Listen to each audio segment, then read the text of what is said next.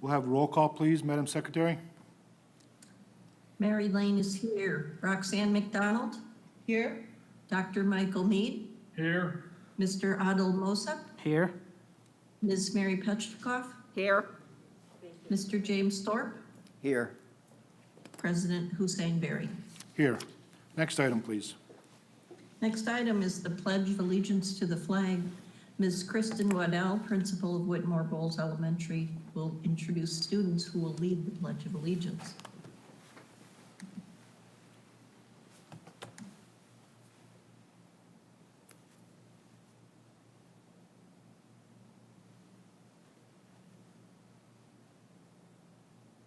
Good evening, Board of Education members, Dr. Maleko, and all of the Dearborn community members. It's an honor for us to be here tonight to recite the Pledge of Allegiance.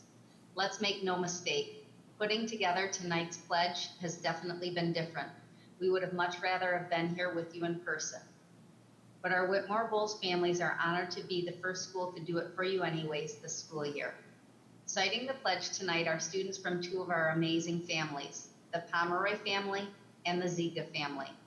Please stand and join Isla, Brody, Olive, Jatana, and Gina Lee for the Pledge of Allegiance.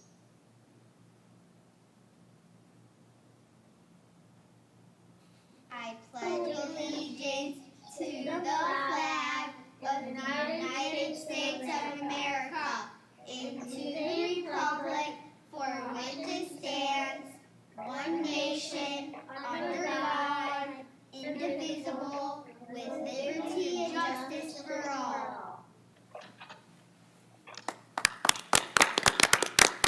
Thank you so much to our wonderful pledge leaders and Thank for you. all of you for having us. Have Thank a you. wonderful evening, and here's to a great school year together. Go Eagles. Go Eagles. Thank you. Next item, please. Next item is the superintendent's update.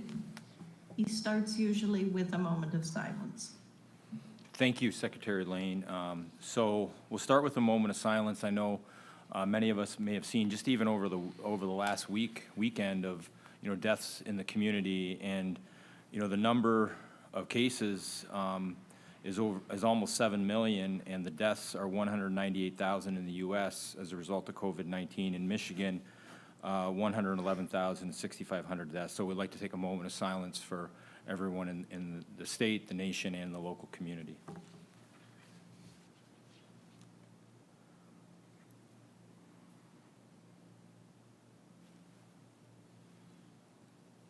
Thank you, everyone.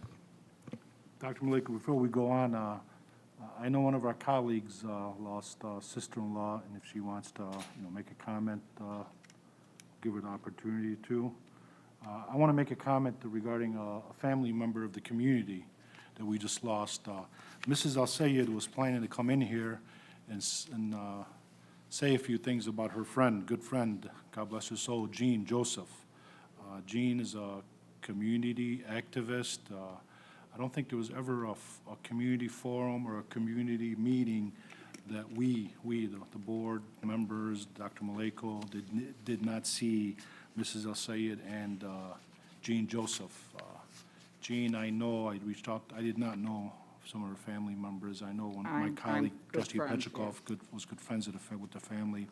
She was pretty sick the last couple of months when she was still with us, and she lost her life, I believe it was September 6th.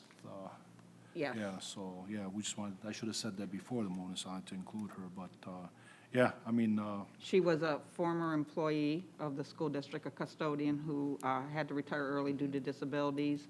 And she was shared with me the Oakland PTA.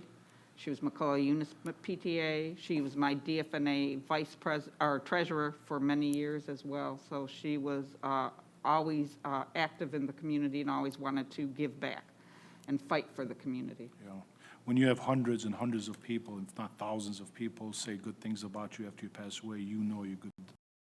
And she'll be very much missed. She's also my neighbor. Yeah, Jean, we miss you and we love you. Yes, very and much. God bless your soul. Thank you. Sorry to interrupt, I just. You're wanted to fine, say you're that. fine. Mary? Okay, so It's okay. No, she it's don't- okay. I don't need to say anything, but as to Jean Joseph, she spoke before the board repeatedly and advocated for her grandchildren and other children in Dearborn schools. So, yeah, they'll all be missed. Thank you. Go ahead, Dr. Malika, sorry. Okay. Thank you.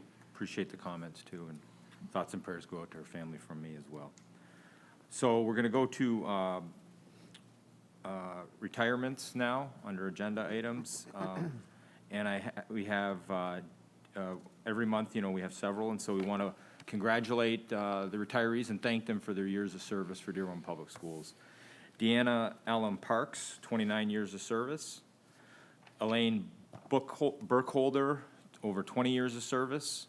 Laura Coca, 29 years of service. Valentina Craig, 24 years of service. Joyce McCreary, 21 years of service. Angela Rodriguez, over 22 years of service. Anissa Yahia, 26 years of service. And Renee Zaja, over 9 years of service. Again, congratulations and thank you to our retirees. Oh, you know what? One more. I almost missed some. Patricia Rizik. I did not want to miss her. Over 27 years of service is in my bottom notes, so. You'll definitely get in trouble if you miss it. Yes. Thank you. Glad I caught it, so. Just keep going, Doctor. Okay, so the next, we want to talk about the extended continuity of learning plan, which is on the agenda tonight for approval. It's part of state law. I'm going to ask Mason Malibazi and Fatmi Faraj to come up. Just wanted to mention, too, that, I've been on several meetings with the Wayne County Health Department, the Superintendent Association, just over the last 2 weeks. And Wayne County, and you're going to hear from Mason and Fatmi, but they're very concerned with the county numbers. And we just got indication. So we were monitoring the numbers in the county from June to July to August, and they were really around 3, no more than 4% on a given week. They went up to 5.5, which hadn't been that high since the start of the pandemic, and now they're about, I think, 6.2 positivity. So that's one of the indicators that is given, and the county is coming up with a system in alignment with the legislation to guide school districts and boards of education as to what form of instruction they may want to choose to be in. All the data that I got from the meeting, they have this matrix, which is like on a 5-point scale, and they're concerned with Wayne County. And this does not include Detroit. Detroit has their own data. So it's Wayne County outside of the city of Detroit. And so that's why it's really influencing our decision, including we were hoping to start learning labs, but when we looked at and Amy Candace presented this well over a month ago at her study session, that CDC is recommending that 5% positivity. Well, we're above that. So we're going to have to temporarily hold off on the learning labs until we get the numbers in place. And I know Mason's got the information and the data, and President Berry and I talked about this today, but we have had, and we've only been open with staff on a partial basis for 2 weeks. And we've had several, not outbreaks in the school, but we've had several positive staff members that have tested positive and others that have been put in quarantine. And I know the board gets the report, and she's going to have the data to present on that. So I'm going to let them present, but I believe there's a question there. Trustee Petrikov, please. Yes, I just wanted to make sure, too, that when we say the 5 and 6% positivity, that's for the entire Wayne County, but Dearborn itself has had an even higher positivity rate over the past few weeks with much larger positive cases. Now, that might be due to the way the testing was conducted and concentrated here, I don't know. I just want to make sure that when we talk about the positivity rates, because it kind of gets diluted when you go throughout all of the Wayne County community. As to a particular city, like ourselves, we are seeing high positivity test cases, but like I said, it might just be the way other communities are testing or not testing that gets their numbers lower than ours. But I want to make sure that the community understands we've had very high numbers that have been posted just exclusively to the city of Dearborn for positive test cases recently. So what I'm hearing you say, Trustee Petrikov, now when you say 5.5% and 3% and 6%, that is the seven-day average of a percentages of the positivity rate. They don't break it down, the Wayne County or the state does not break it down into cities, but for Wayne County, it is about 5.5, and you're saying now you're hearing 6.2. Today it went up to 6.2. So what I'm hearing you say is, yeah, we know Dearborn is bringing the average down, or bringing the average up in Wayne County. So in yes, we're- Dearborn, right. if it's 6.2 in Wayne County, we know what that means. It's 6.2 plus in Dearborn. So the yeah. decisions we make are for the Dearborn Right. community, Dearborn Public School District.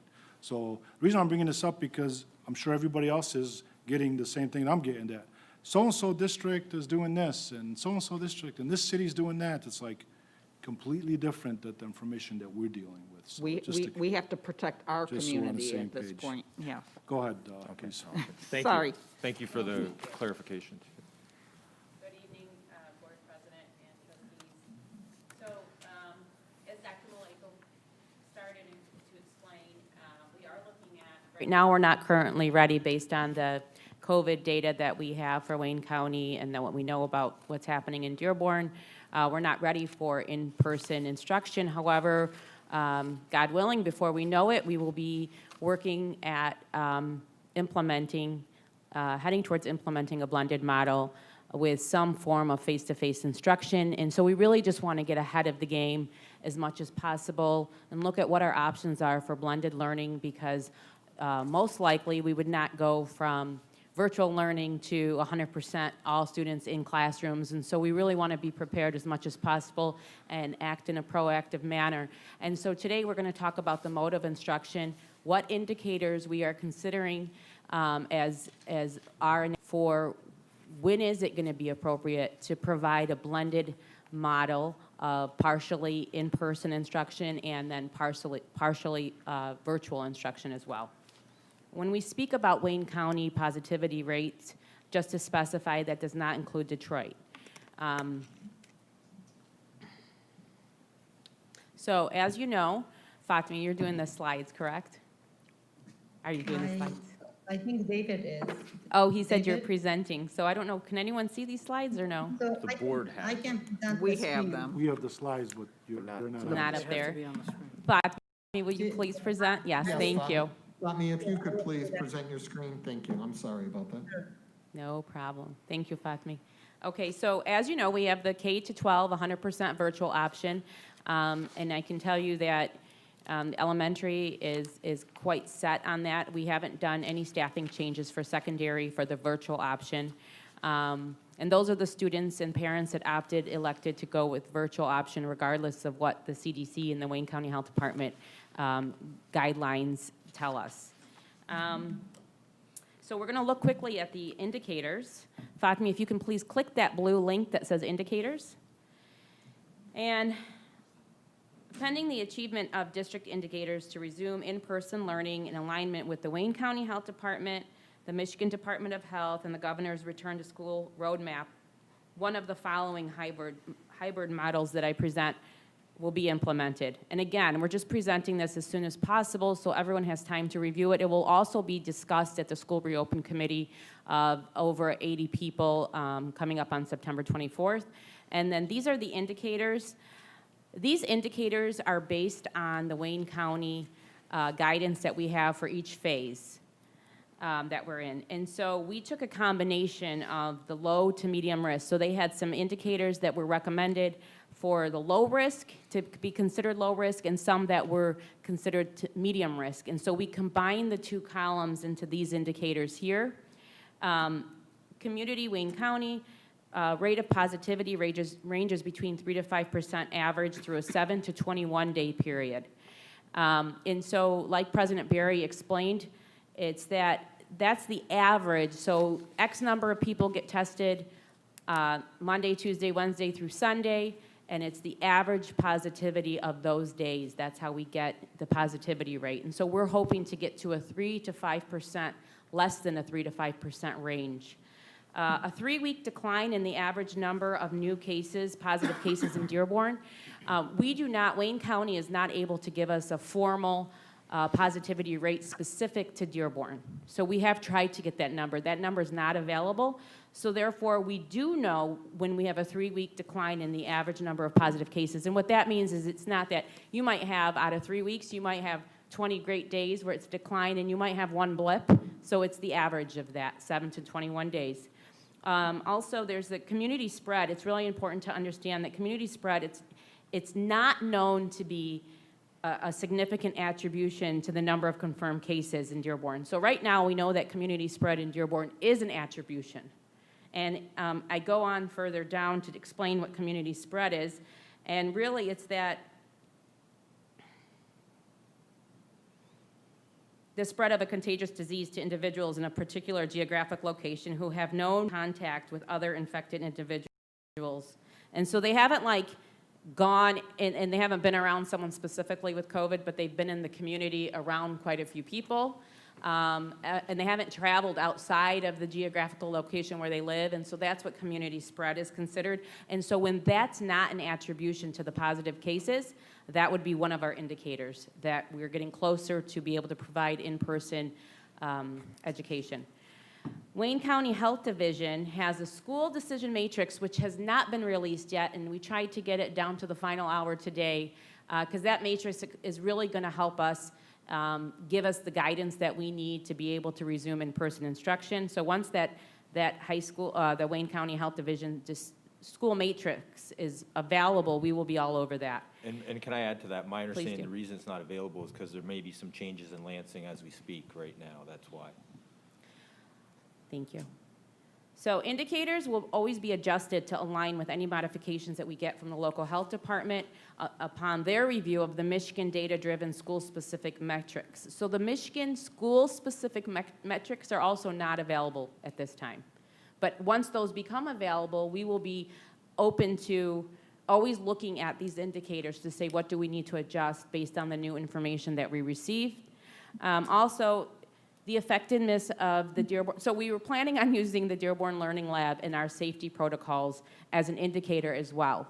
Although we're delaying the start of learning labs at this time, we're still going to plan to provide virtual learning labs, but in-person learning labs, the start date will be delayed. It won't be Monday as planned. However, we're going to see how that goes, and that will also be an indicator of, how well are we doing as a district implementing all the safety protocols that we've developed and that we've continued to communicate and will continue to do so. Okay, so those are the indicators. That was a quick overview. I'm sure that we'll probably revisit these. And again, there's a school reopen committee on September 24th that will also be reviewing these as well. So the first model, Fatmi, if you could just click on the next slide, please, is we have 2 blended options, 2 for elementary and 2 for secondary. Okay, so for pre-K to 5th grade, you divide the kids into 2 groups, Group A and Group B, or however you want to say it. I thought Group A and Group B just made it more clear in my mind, but apparently that's not how everyone thinks. Group A attends 3 hours in the morning. We disinfect the touch points, and Group B attends 3 hours in the afternoon. Groups A and B are provided with asynchronous, which means not virtual. It's just that it's virtual, but it's posted, and it's not a live Zoom lesson, face-to-face live with a teacher. So both groups are provided with asynchronous learning opposite the times that they are not physically in school. The special schedule is to be determined, but likely 1 special per day for 30 minutes. And again, that's volatile. It's an estimate of 30 minutes. Everything's different when you try to create the schedule. Things do change. That's our goal. Students would take a box lunch home for that day and breakfast for the next day. Cleaning of touch points will take place between the AM and the PM session. What are the challenges of this option? The challenges include, one, it's really important to know that the district's ability to provide transportation, you need currently the way it is, it would take 2 hours to pick up all the students, 21,000 students, and then drop them all off. You need another 2 hours, and then you need another 2 hours to pick up the next batch of students, Group B, for the afternoon, and then drop them off. So facilitating how transportation would work is a challenge. However, the number of students that opt into the 100% virtual learning program would impact the district's ability to be able to provide the transportation effectively. Disinfecting touch points every 4 hours is a requirement of Phase 4 and highly recommended in Phase 5. In order to achieve this requirement, all staff, regardless of classification and/or union, will be needed to contribute. Like if we're really going to clean effectively the touch points that everyone's that are using after 4 hours, one custodian is unlikely to be able to do that for the entire building in that time frame. And so we would have to look at how we can ensure that we're cleaning effectively. Trustee Petrikov. I just need clarification about the transportation issue, because this is K-5, and we don't have as much busing at the K-5 level.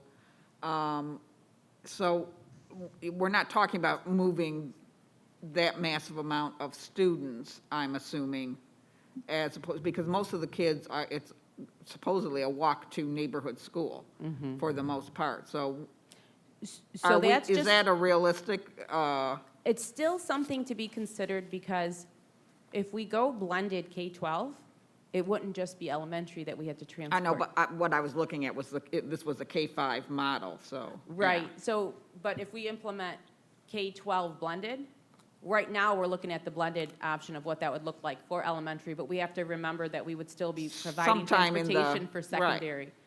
So this is just one piece of the transportation responsibilities.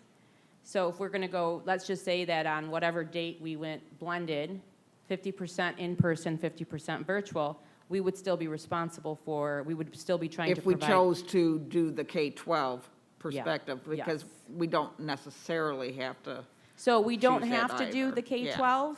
However, I will tell you that the teachers' union, it's either, they're all one All- union. all one So if or- we're asking the elementary teachers to Okay. report 50% of the That's, time. that's why I wanted to be sure I understood Yeah. what we're talking about. So trustee, you're absolutely right. What we're looking at is only the elementary option, but that's because if we went elementary blended, we would still have to consider, are we going to go blended for Middle and- secondary? right. And in an ideal world, we would want our secondary kids to come in too.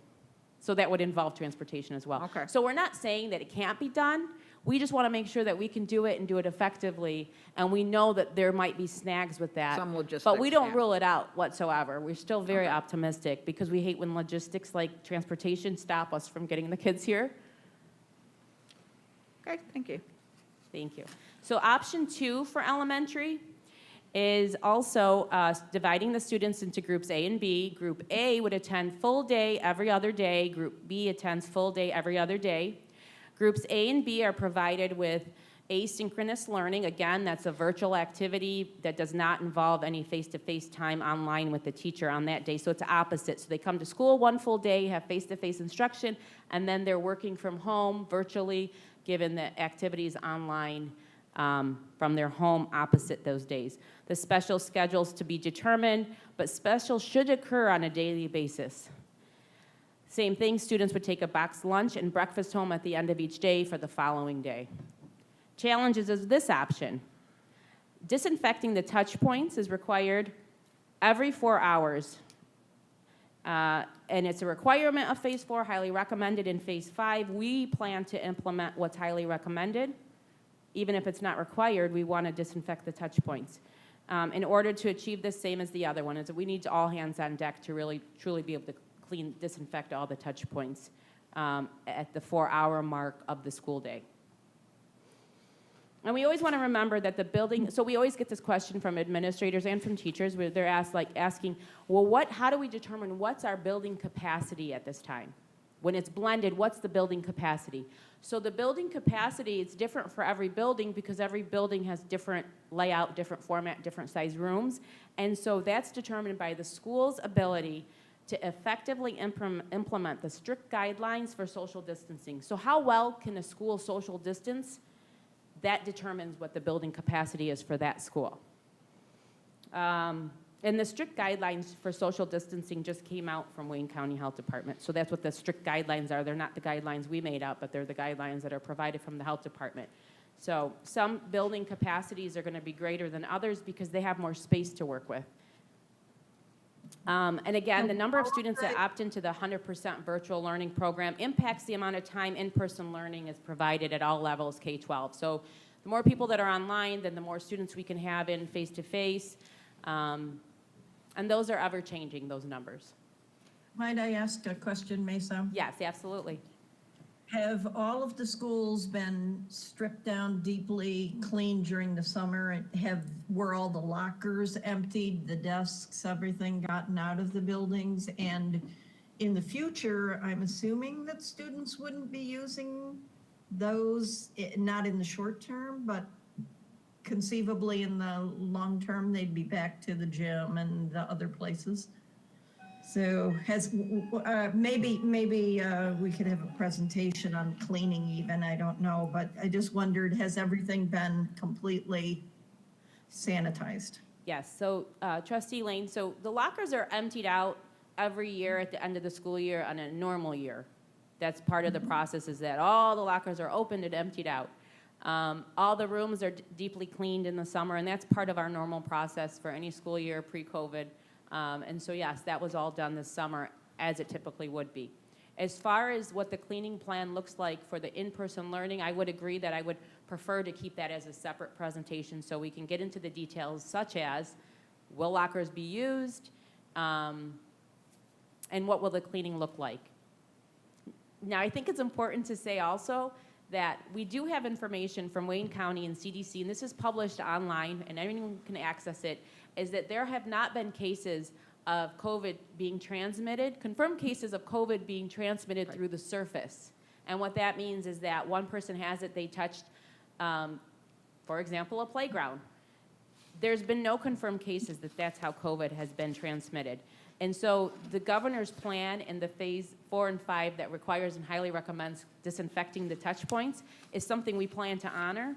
However, it's good to know that there's been no reported confirmed cases that somebody got COVID through touching something, a surface.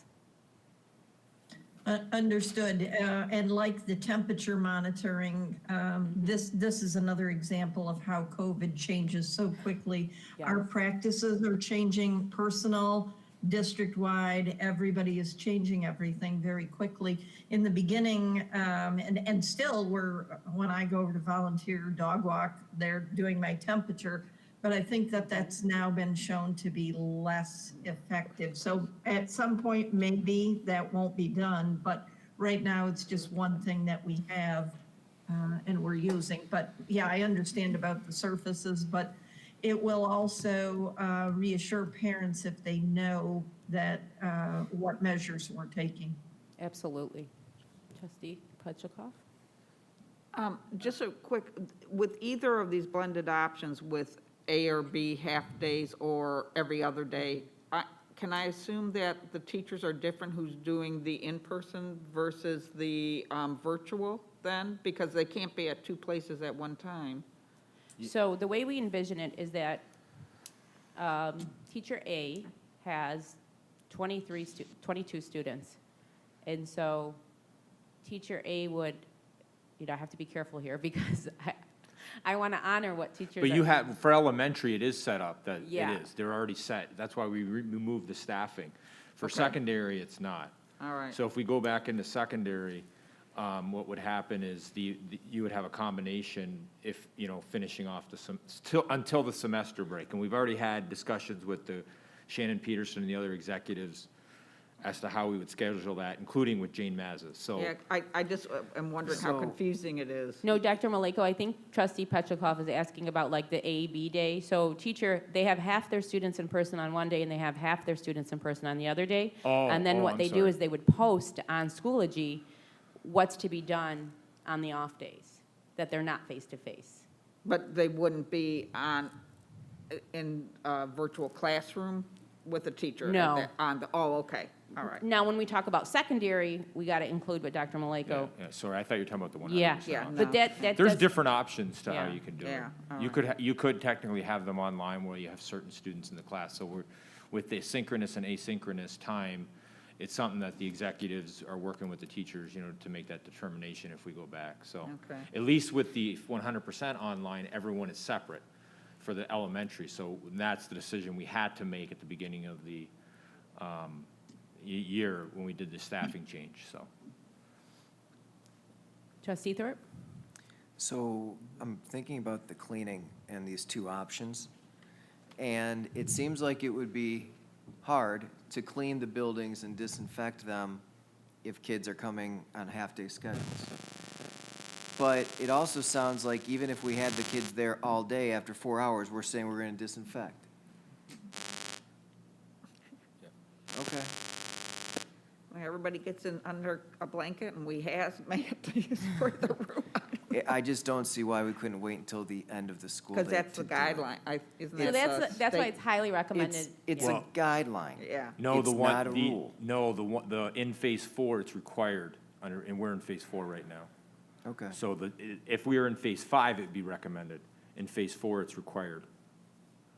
So it really pushes us that we would have to almost go to a half day, 'cause I We just could. can't picture that all of a sudden we're gonna say, all right, we're shutting down learning for half an hour or something in a classroom to disinfect it. Well, and it's the touch points too. So it's not like it's the whole classroom. It's the handles, the desktop, it's, so. If it's K-5, Yeah. I gotta think it's the whole classroom. Yeah, well, what is required is the touch points, so then we can make the decision as. But I mean, another option, which we've discussed, which is still, is you could also too just do A day, B day, 4 hours, because then within that you can clean it for the end of the day. Yeah, but I mean, I'm thinking for the parents that work.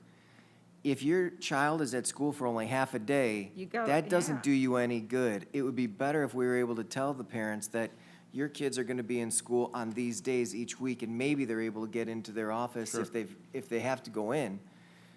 But again, then we run into that issue, and I don't know that you can run them out for a recess and try to get it done at that time. I don't even know if we're allowed to do recess. You'd hope so, it's fresh air. All great questions and in the heart of all the conversations we have, and we go in circles and circles and circles because there's no easy answer. It's right on. This is like doing the budget without knowing what the state's going to give us. Well, and I just think we're just being proactive to plan for the different options, you know, which they did in the summer, and then we chose the online, and it's like, okay, because we have to plan through those logistics, and I'll give HR and the executives, and the teachers a big hand, and I know President Barry talked to you. We had 4,000 kids that signed up, 4,000 to 5,000 in that program. That was a huge staffing change that happened, and we waited as long as we could because we were trying to give parents as much time to Think about it, yeah. think about it. So in this case, what we're doing is getting planning and trying to be proactive, and we wanted to obviously give options to the board and have your input, just like this, so. And then again, you're gonna bring it back to the committee as well. These are the two agenda items on the September 24th School Reopen Committee. These are the first two agenda items. I think they are the agenda items. And hopefully by then, well, no, it's around the corner. I can't believe we're middle of September, but the third agenda item would have been to assess and talk about how the learning labs go. So we'll see if we have anything to reference. That would have been the third agenda item.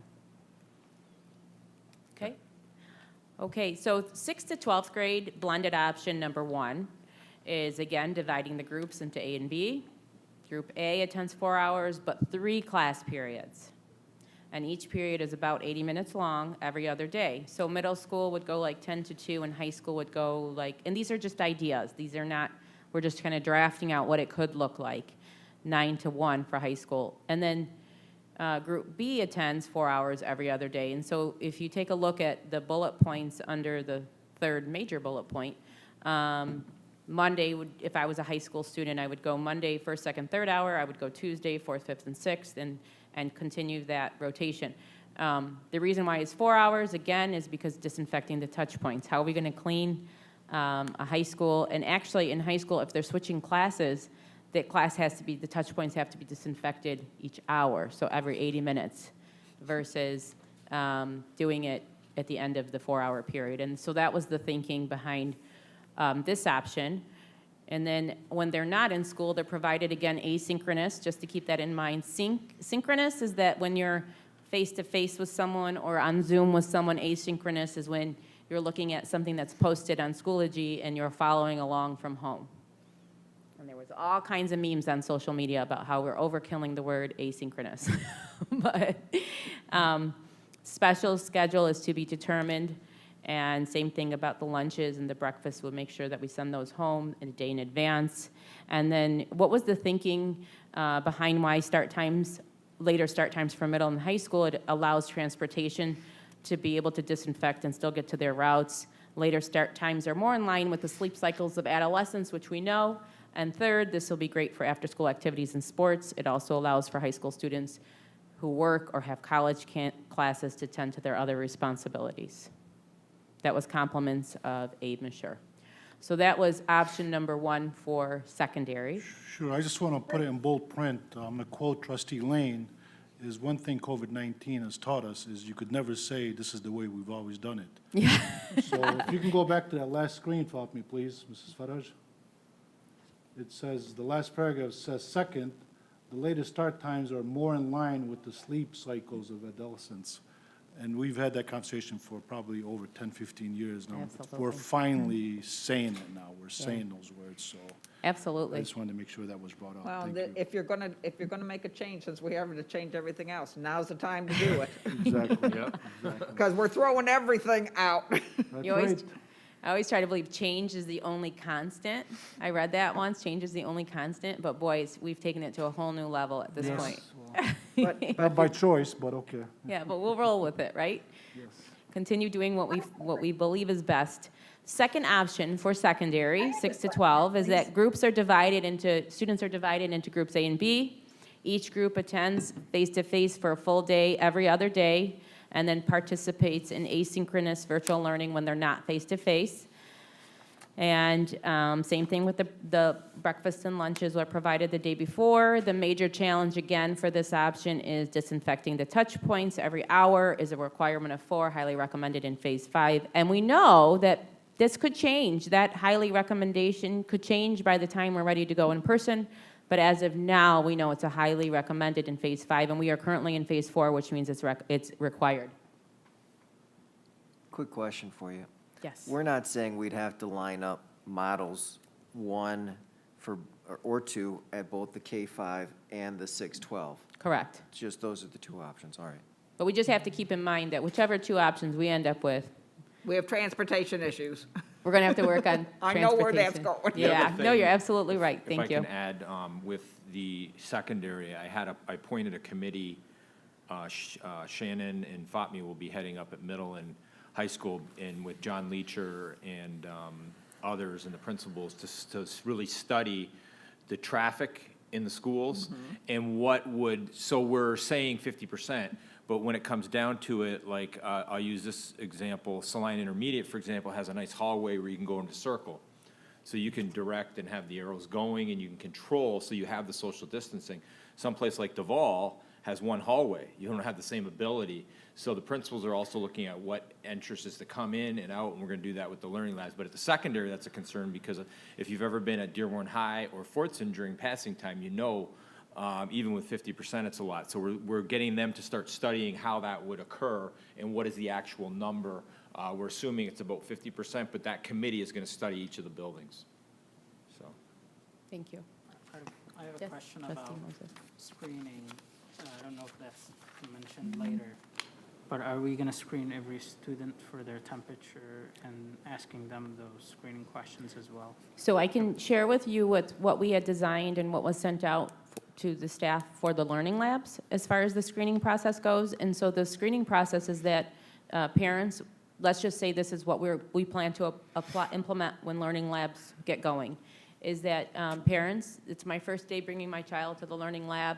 I fill out a commitment form. On that commitment form, it says I commit to screening my child by doing the following A, B, and C each day before I bring them to school. And then there's also a screening form that the parent, it's the checkoff that you probably get everywhere you go now. And we're also looking so that they would also have to fill out, yes, I did this, I did this, I did this, and I did this before school. And those commitment forms will stay at the school. And we are looking at doing that electronically, but we haven't gotten there yet. I Just- believe Henry Ford College has an electronic version for screening. Everybody has to fill it out and then show as they come in. So For my- there are apps. For my 3-year-old's preschool, I got a Yeah. text this morning at 7 a.m. Clicked it, said, don't forget your screener. clicked it, took me to a Google Doc, a Google form, answered the questions, but that's a much, much smaller scale than what we Right. would need to do, but it's a start. And we're already doing that with staff. Staff have the ability to do it electronically. So. Yes. Okay, and then the Dearborn Schools COVID cases to date, July 25th, we started tracking staff and student, hang on one second. Okay, so July 25th is when we started tracking the COVID cases that we were aware of or that we were investigating. Major kudos to our nurses, Amy, Candace, and Carrie Kahn. They really, really, truly have talked to Wayne County about every single case that we are aware of that involves our staff or our students. They continue to do so. And so Dearborn schools to date have had staff reporting to buildings for 2 weeks, 2 days per week without students. We've had 11 staff probable confirmed cases, 11 student probable confirmed cases, and then quarantining due to the exposure. So you're exposed to someone with COVID, so you quarantine, but that doesn't necessarily mean that you would test positive. And so we had 16 staff members quarantine, 7 students through athletics, and 3 complete high school sports teams are currently quarantining. Okay. Mesa? Yes. Mesa? We know of the high school teams because those are our own self-reports. Do we know whether Michigan High School Athletic is going to be reporting to us or to the county, or what's going to happen with that? I hope we won't, absolutely will not have, and I trust we won't have any orders from anywhere on high not to report cases or to try to suppress information. We need that information from Michigan High School Athletic, from, of course, the county has been really good, but, people have different interests in starting or stopping activities. So we depend on everyone else for information to keep all of us safe. I can add to that. It's required by law that it's reported to the county health department.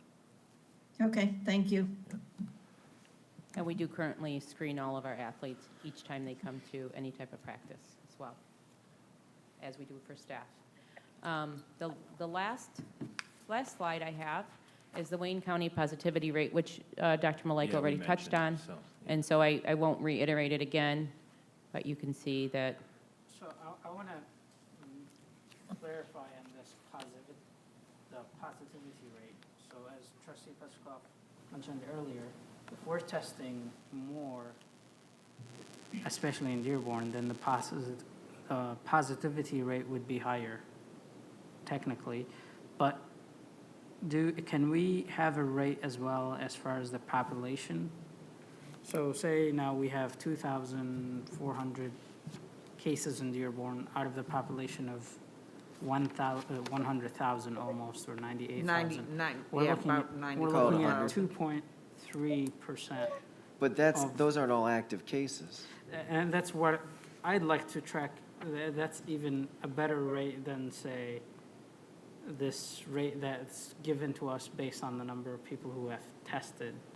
So if we go by a rate that is based on the population, this is how many positive cases we have, that's a better number to grasp differently than just based on the number of test cases. One of the complications with all the testing numbers and data is that there are some communities where the only people coming in already are sick and with symptoms. Right. So your positivity rates are going to be much higher in comparison to the number of tests they do, because everybody coming in is only coming in because they feel sick.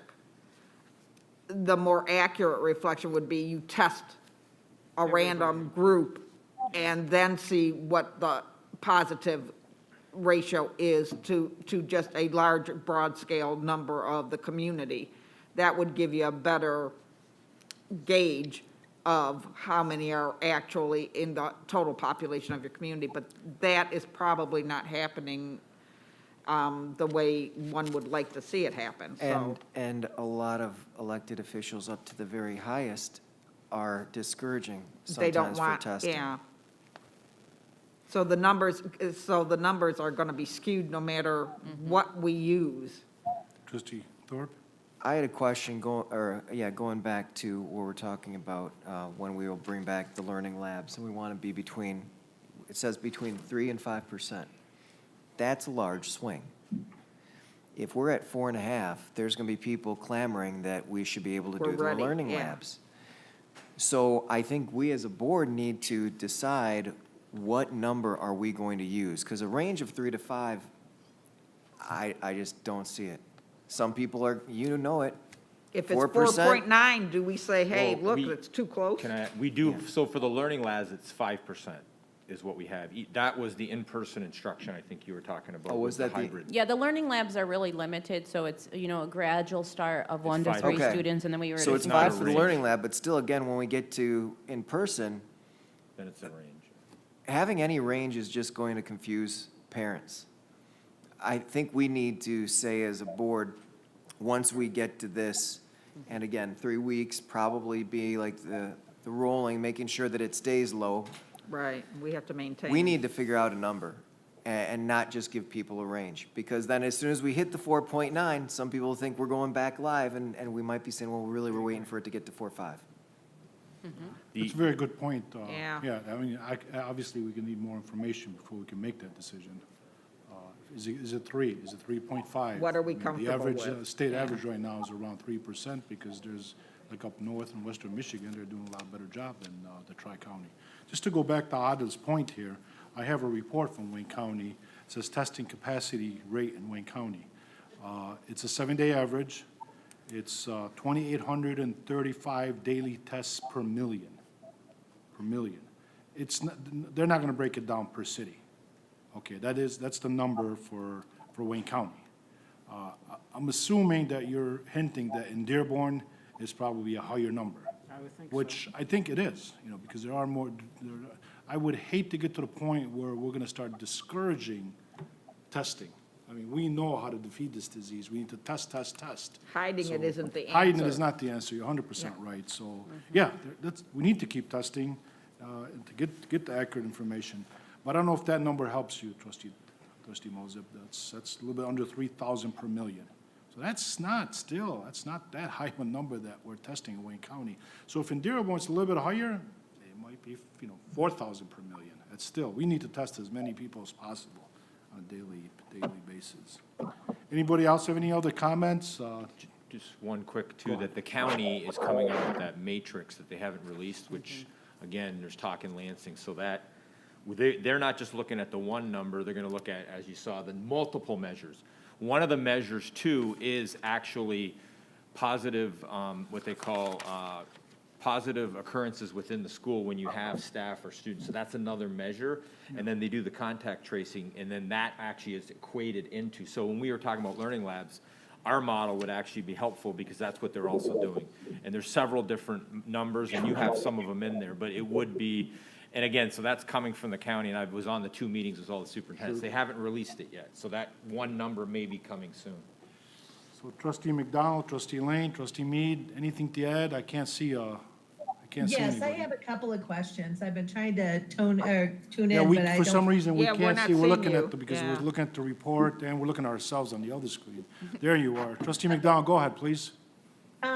Yes, I want to go back to, and what Dr. Maleka was just talking about, the Wayne County Health, the decision matrix.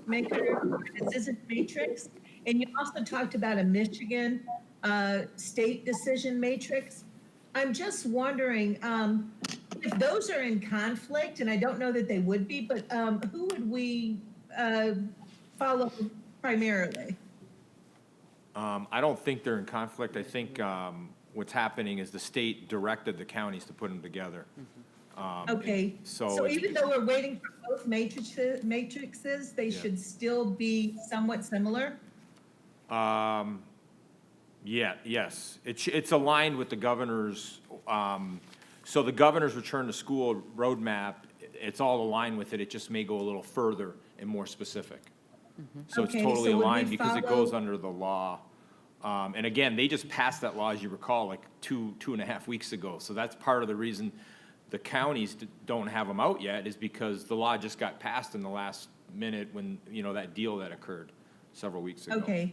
Yeah. Well, with what you're saying, I'm assuming that we would follow whatever would be the most stringent anyway, more than Yeah, likely. yes, yeah. But trustee Okay. McDonald does have a point, because Michigan High School Athletic approved return to contact sport of football.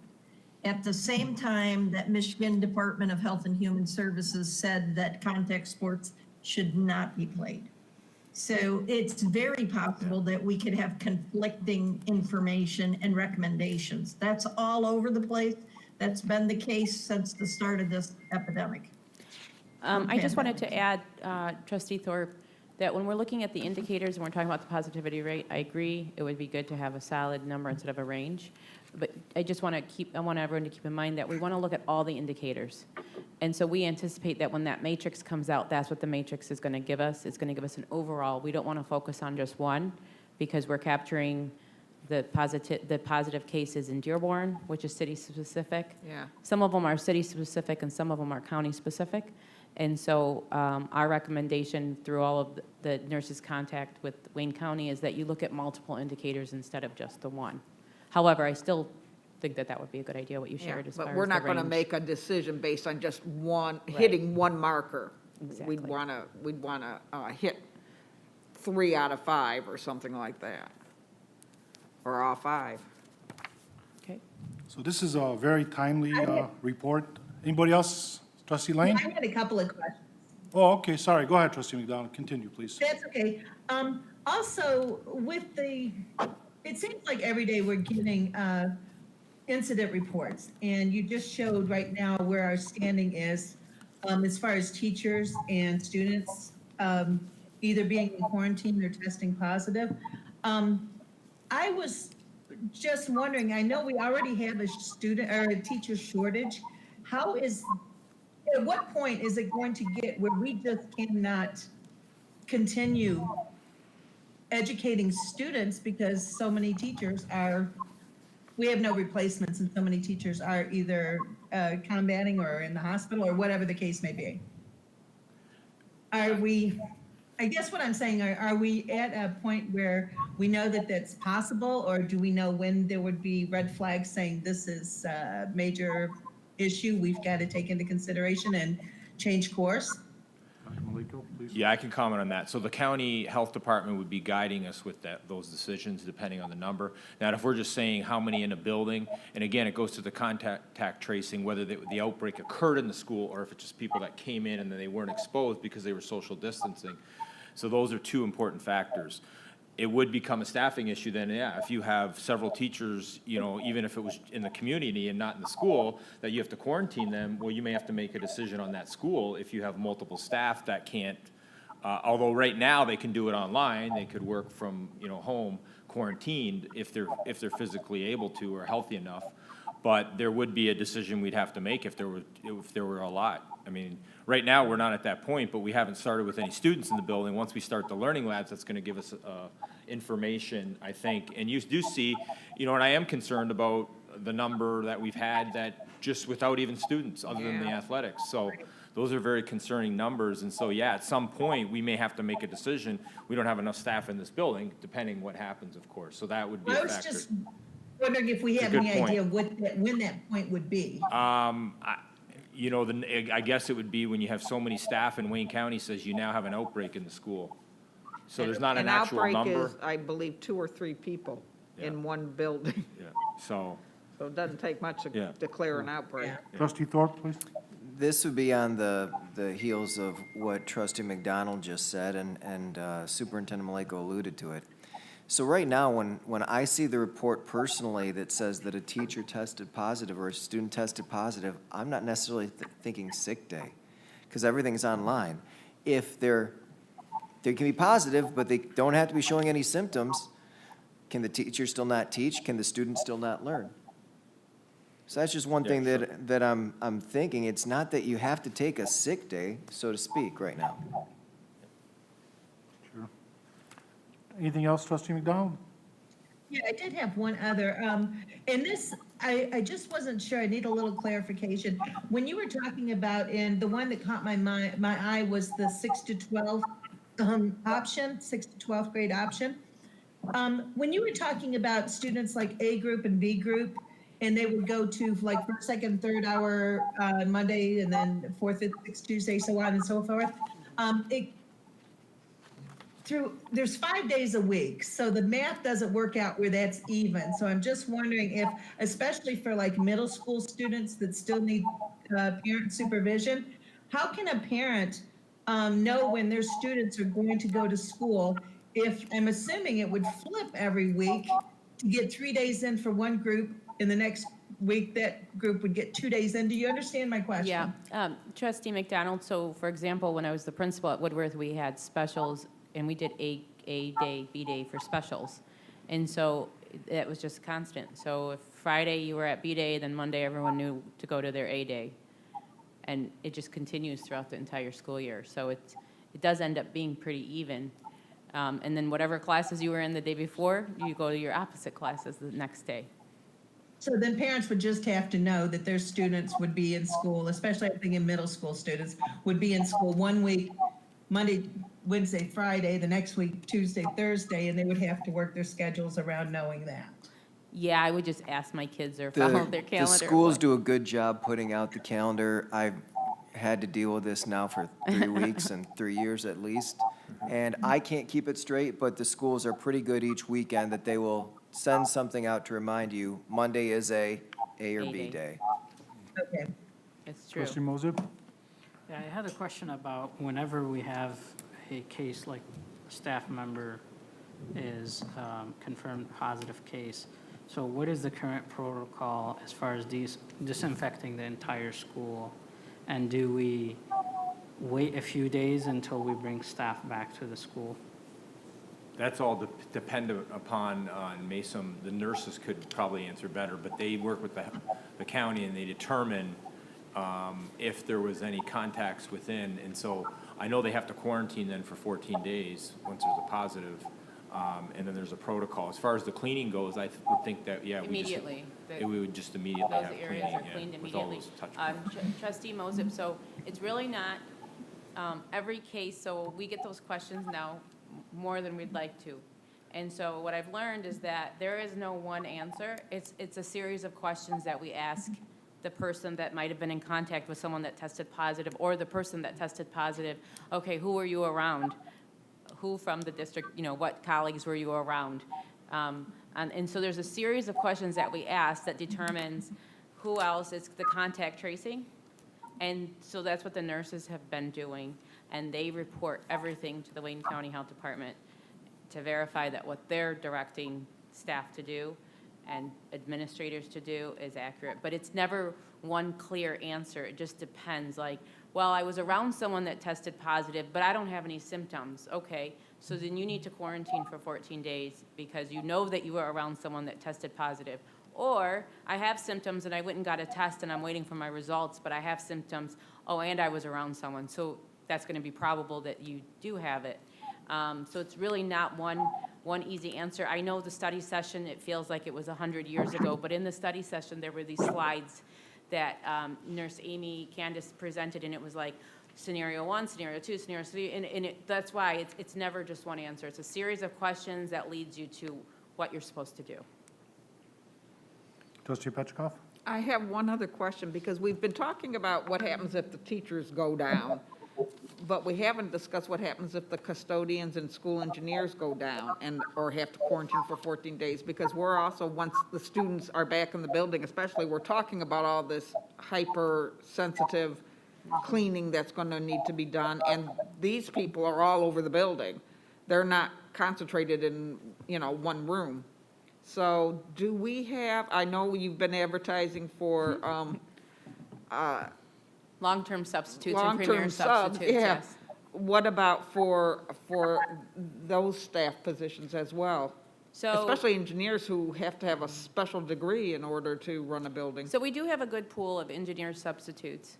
However, we have had shortages pre-COVID of custodians and of parapros and of bus drivers and technically engineers too. And so those recruitment efforts continue. We have recently talked about, like, we really need to get, like, we do the administrative internship program, like, we really need to get an internship program for the non-instructional areas as well, because we have so much talent in our community, and there's so many people within our own district that would like to do something different. I might be working in an office today, but I have interest in being a parapro, you know, so we are looking at that, but we continue to recruit as we always did. Will they be eligible for the governor's program, educating frontline staff? What's it called? Future frontline, wait, Futures for Futures frontliners, for right? frontliners, yeah. For Has that certificate. been announced yet?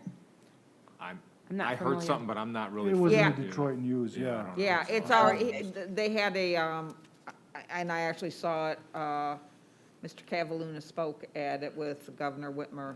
It has been announced, the grant I'm program. assuming that the college will start to think about some kind of certificate upgrades, for example, for people that are working with chemicals in the building. Will they be able to determine which are the least toxic, for engineers to upgrade their skills, for parapros, for grounds, so that they don't just cut down everything, so that they can actually identify plants? I'm assuming that there'll be certifications that the college might be able to offer, and as an educational institution, both the college and the district would encourage people to take advantage of it. Yeah, I did see the announcement, and President Cavaluna did an amazing job at that announcement. I have yet to see a breakdown who's eligible to qualify for that free tuition, so I'm sure probably next couple of days we'll be getting more information on that. I see where Trustee Lane's going with this. Maybe that's input that we need to talk to President Cavaluna, or maybe reach out to the governor herself with that information. That makes a lot of sense. But in addition to that, President Barry, there are forecasters that are saying that we're going to be affected, not just us, but people will be affected by Corona 80 years out from now. It may be affecting the economy. This is a really long-term thing. So that has implications for salaries for teachers. We have had a decline in the number of young people that want to go into teaching. We need to pay attention to that. We need to upgrade education as a public service. There's going to need to be more money going into education. We can't just let this infrastructure debilitate, and our people are going to need their skills upgraded as well. So it has a lot of long-term implications, of course. You're absolutely correct, Trustee Lane, and I'm going to keep quoting you on this, that COVID-19 has taught us a lot of things. Yeah, moving forward, these are discussions to be had. Like I said, you're absolutely correct on what you're saying. I completely agree with you. Anybody else? I'm going to go ahead and close out this report saying that it was very timely. Thank you. What do I mean by that? I'm sure, like my colleagues, we spoke to many parents in the last couple of weeks. Usually when I start talking to an extremist, that conversation ends like 90 seconds later. I've talked to parents where there's no way I'm sending my kids to the classroom if you open up. Absolutely not. I don't care if it's 3%, I don't care if COVID-19, it's like, okay, that's a personal philosophy. I actually had a discussion with a man that kind of like, I don't even know if he was a parent, but he did call. Literally said that if you would have kept schools open, at most you would have lost 2% of your population. Now, we all know that's not the case, but he was meaning that if we would have lost 2% of our 23,000 plus students, to him it was okay. That was okay. That was okay with him, yeah. You mean he's never gonna lose? he's never gonna vote for me again. He said that, made it very clear. And it's like, yeah, we're not here, campaigning for votes, but most of the parents trust us, and I mean that. Most of the parents that I've talked to parents that both the husband and wife work, and could you imagine how their life is thrown upside down right now? The single family, single mom, parents. Single parents, single mom, single dad. They trust us. So what do I mean by this is a timely report? They want to see what's, the light at the end of the tunnel, where eventually. So to those parents that are watching right now, I say, this is very complicated. It is very complicated. You've seen just the different scenarios that we're looking at, and the team is just like, Mason was saying, we just go in circles and circles sometimes trying to make a decision. The only thing I would like to, maybe put on our radar is eventually we're going to get back in the classrooms.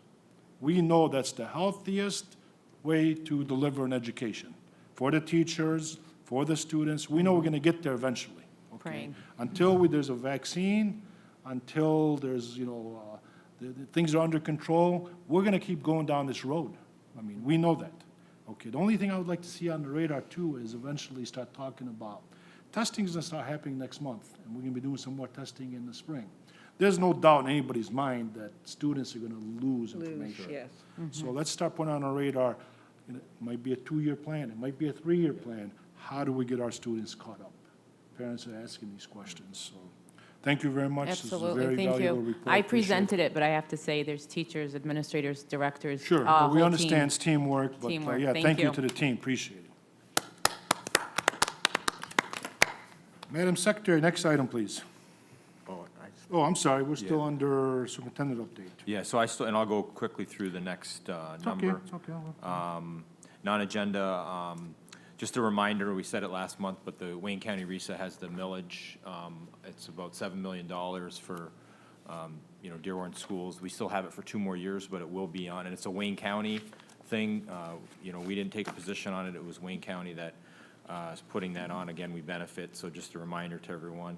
I want to congratulate Trustee Thorpe, who's the Rotarian of the Year, the Dearborn Rotarian of the Year. Congratulations, I heard about that. Him and I are both past presidents of the Rotary, and I know he's very, very active in the Rotary.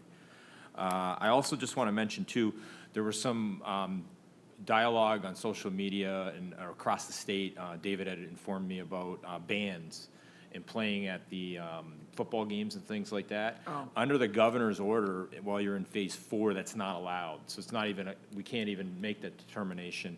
However, we've offered alternatives, so if we feel comfortable at some point, we could have separate event just for the band. But they couldn't do it during a football game, just so that it's clear, because there was some, there was a lot of talk, I guess. Yes, within- there and was. like I saw I it. think it's more of a state-level protest.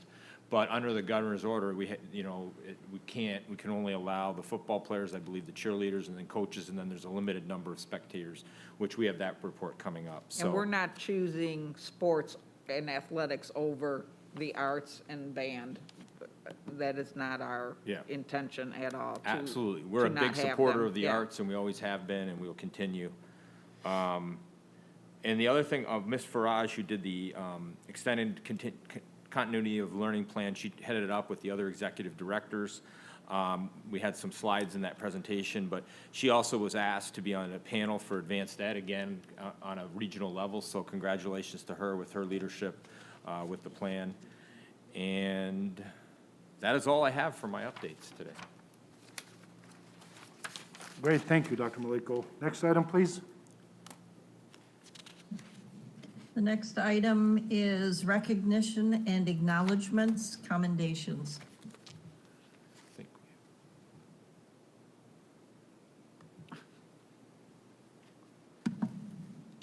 Hello, that's me. Just clicking buttons and getting to the proper screens.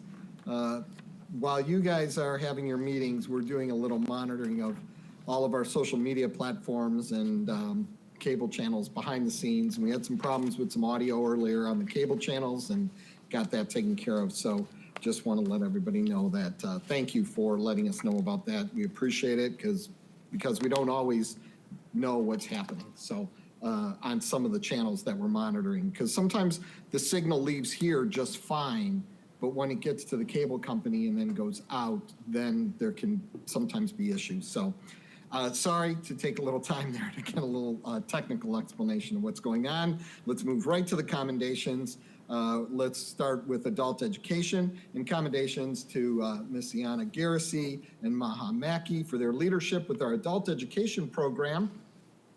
Patrick Brown, who is the director of Michigan Association of Community and Adult Education, recently wrote praising both of these outstanding educators for their outstanding work within the district and in collaboration with those outside of Dearborn schools. Ms. Mackey was recently elected to the MACAE Board of Directors. The Dearborn Public Schools Adult Education Program is one of the largest in Michigan, and Brown praised the department for its collaboration efforts to meet students where they are and its commitment to changing lives. We also want to give commendations to adult education. Samir Haidar, she spent hours learning a new system, including working with district and outside tech support, so she could administer the CASAS test remotely to a student who wants his GED. The student is confined to a wheelchair and unable to attend class in person. So we want to thank Hader's for her efforts, and he will now, the student will now be able to take the classes remotely to earn his GED.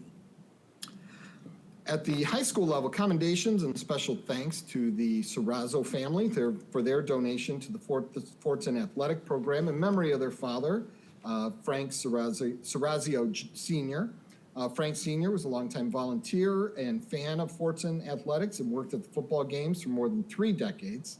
The family's donation in Frank Sr.'s memory will be used to support the next phase of gym renovation at the school. Our sympathies, of course, go out to the entire Serrazio family. Frank Sr.'s son, Frank Jr., is a teacher at Stout, and his daughter-in-law, Julie, is a district interventionist coach. Commendations to Fortson teacher Zainab Shami for being honored by Mohammed Al-Nassar and Mahdi Ab. Both are former students and are attending MIT, and were asked to select a teacher who is especially influential in their development, and both students selected Ms. Shami. We congratulate and thank her for making a difference in the lives of all her students. And at the elementary level, commendations to Nicole Wozniak, kindergarten teacher at Maples Elementary, who was awarded the Detroit Lions Campbell Champion of the Game. She was nominated by Maples' previous playwork coach, Kristen Williams. Ms. Wozniak was interviewed earlier and was featured yesterday on the telecast of the Detroit Lions and Chicago Bears football game. And obviously, with the outcome of that game, we know that she was definitely the superstar of that game. We also want to thank, there are so many staff members that deserve commendations. We could go on and on just repeating these names over and over about the many staff members. I just want to comment just quickly and say, you know, there's been many comments on social media regarding teachers and what they did this summer and how they were on vacation this summer. And that could not be further from the truth. So many of our teachers worked during the summer, which is their break, and they deserve a commendation for that. They deserve a commendation for all the time and effort they spent this summer learning a brand new technology system that was put into place in a short amount of time. And for those on social media who prefer to look at the negative and comment that way, I just want to say that we don't feel that way, and we don't do that here in the Dearborn Public Schools. And those comments are not appreciated on our social media platforms. Our teachers are outstanding, and they are just working over the top to make sure that the students are learning in a very, very difficult situation. Our IT department deserves commendations for all they've done over these past month and a half, and over the summer, working just throughout the entire weekend. Our information technology department, Ms. Fadia Nahid, and all that she's been doing in managing databases and uploading literally thousands upon thousands of databases and names to make sure that these systems are in place. As I said, the list could go on and on and on, and we really don't have time to do that, but I think it's important for our public to know all of the hard work that's been going on behind the scenes by so many of our staff members, and I think all of them deserve a huge commendation and thank you from all of us. Thank you. Thank you. Next item, please.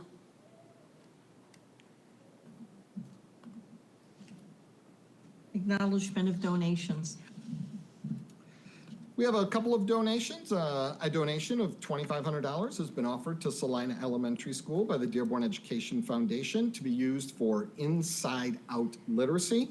And a donation of $2,000 has been offered to Bryant Middle School by the Dearborn Education Foundation to be used for Second Step. Thank you very much. Thank you very much. Next item, please. Approval of minutes. Approval of minutes of the following Dearborn Board of Education meeting. Regular P12 meeting, August 24, 2020, Board Report 20-15. Make any necessary corrections and move approval of these minutes. So moved? Support. We have a motion that's moved by trustee McDonald, supported by trustee Moses. Are there any corrections or questions on the motion? Hearing none and seeing none, can we have a roll call vote, please? Lane, yes. McDonald, Yes. Mead, Yes. Moses, Yes. Petchlokoff, Yes. Thorpe, Yes. President Barry. Yes. We have a unanimous roll call vote. Please attach a unanimous roll call vote to the motion. Thank you. Next item, please. Special reports, athletics, MHSAA, Mr. Abe Mashur, Mr. Jeff Conway.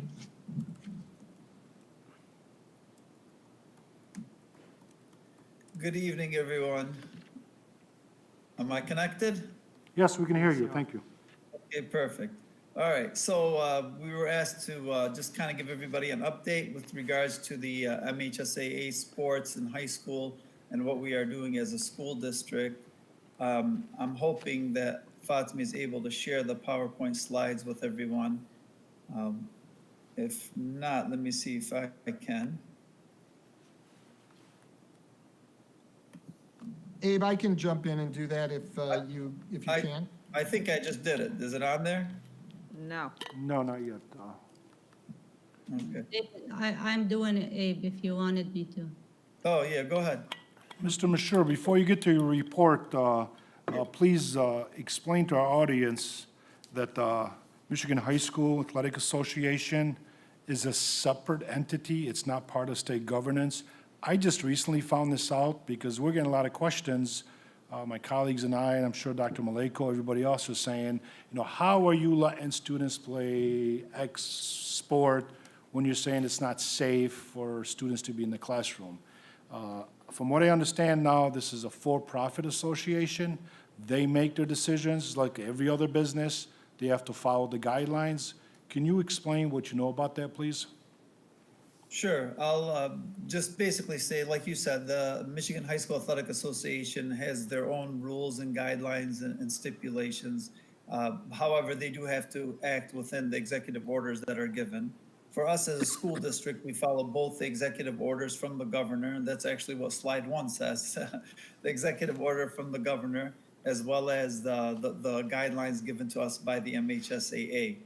So whatever rules, regulations, and procedures they come up with. Now, yes, they are independent, but they, of course, like all other institutions and so on, have been working with the governor's office with regard to how they can go about having school sports and so on. And there's a lot of back and forth conversation that have gone on as far as what we could do and so on. So, for example, we started the high school football had started, and we had just given out pads and equipment. And then we were told 2 days later, 3 days later at the very most, that high school football was going to be suspended. And again, that's based on all the different conversations that took place between the MHSAA and the governor's office with regards to what they wanted to do and so on, what they thought was safe. Now, I understand the argument. It's a sensible one as far as, well, how can you have sports but not have school? But then the other big part of that is there's for one, a lot less people involved when you're talking about high school sports than there are with regards to elementary school, even a small elementary school, with the number of student athletes that we have in comparison to that. So it's a lot easier to monitor some of the things that need to be monitored and so on. So for example, if we're going to take temperatures of every student that walks in the building, that's going to take quite a bit of time. if we take temperatures, not if we, when we do take temperatures of every student athlete that comes to practice, that's done in a matter of a few minutes. So that's just, one little thing. But to answer some of the questions that were posed earlier with regard to how do we decide what we do and so on when somebody gets COVID or somebody tests positive for COVID or somebody's around somebody who tested positive for COVID. Like Mason, I believe, had stated, as did Dr. Maleko, the nurses communicate directly with Lucas from Wayne County Health Department. There's a series of questions and we explain to them, and then we have to go back a lot of times to the families and say, okay, well, when was your son or daughter around somebody who had signs or symptoms and so on. So once we figure out the dates and everything else, we act upon the direction given to us by the county. And sometimes we just have that student athlete quarantine. Sometimes we have to shut down an entire sport, which we've had to do this week for a couple of our sports, actually. So it just depends on all the different factors associated with it, and we make a decision based on that in collaboration with Wayne County. The other question that was asked, well, how do we disclose that information? Obviously, we disclose it to the county, but we also, our athletic directors will communicate with, if it's going to impact any gameplay, our athletics directors will communicate with the other schools and cancel games or do whatever we need to do. And they also communicate with the conferences at large, Dearborn and Fortson with the KLAA, and Etzel Ford if the situation comes up with the Downriver League, so that everybody's informed and so on. So for us, the athletic directors did a terrific job as far as handling this PowerPoint presentation. What they did is they divided up. I think we have 8 total sports, so they divided every sport into a separate slide. But the slides are all uniform as far as everything goes. I'm not going to read everything to everyone. I'm sure you can all read it on your own, and it'll be part of the board presentation, so people can always access it. But everyone has I'll read the first couple just to give people an idea. But the first practice date for girls golf was Wednesday, August 12th. First date of competition was Wednesday, August 19th. Now golf was allowed to continue. Like I said, football, volleyball were our late starting sports because football stopped and then restarted again. And volleyball was never really allowed to start. And then they were able to start outside, actually, not inside. And when that approval came, that changed some things. So anyhow, with the crowd limitations for golf, it's 100 total people at each event. And that includes participants and spectators. Face coverings required at arrival and departure, but not required. This is for the athletes, but not required during practice and competition. Social distancing required is compatible with the sport of golf. Postseason, the regional tournament for golf will be the week of October 5th. And on every slide, you'll see this, the return to play guidelines for that sport. So anyone that wants more information about any particular sport can just click on that link and go from there.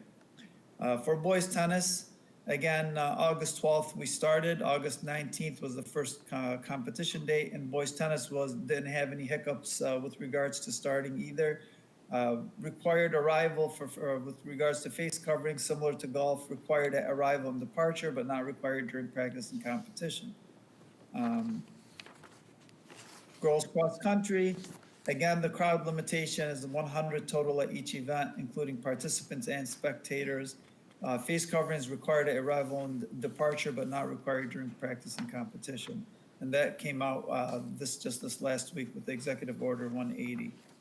Social distancing with all of them required as compatible with the sport.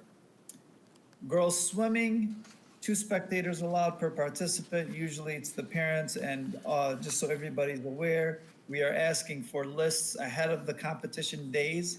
So that way, whether it's a home or away event, that way our ticket people at our locations will know who to expect and so on. And the people at our away events will also be prepared for our families when they come. So anyhow, social distancing with swimming is again required as compatible with the sport.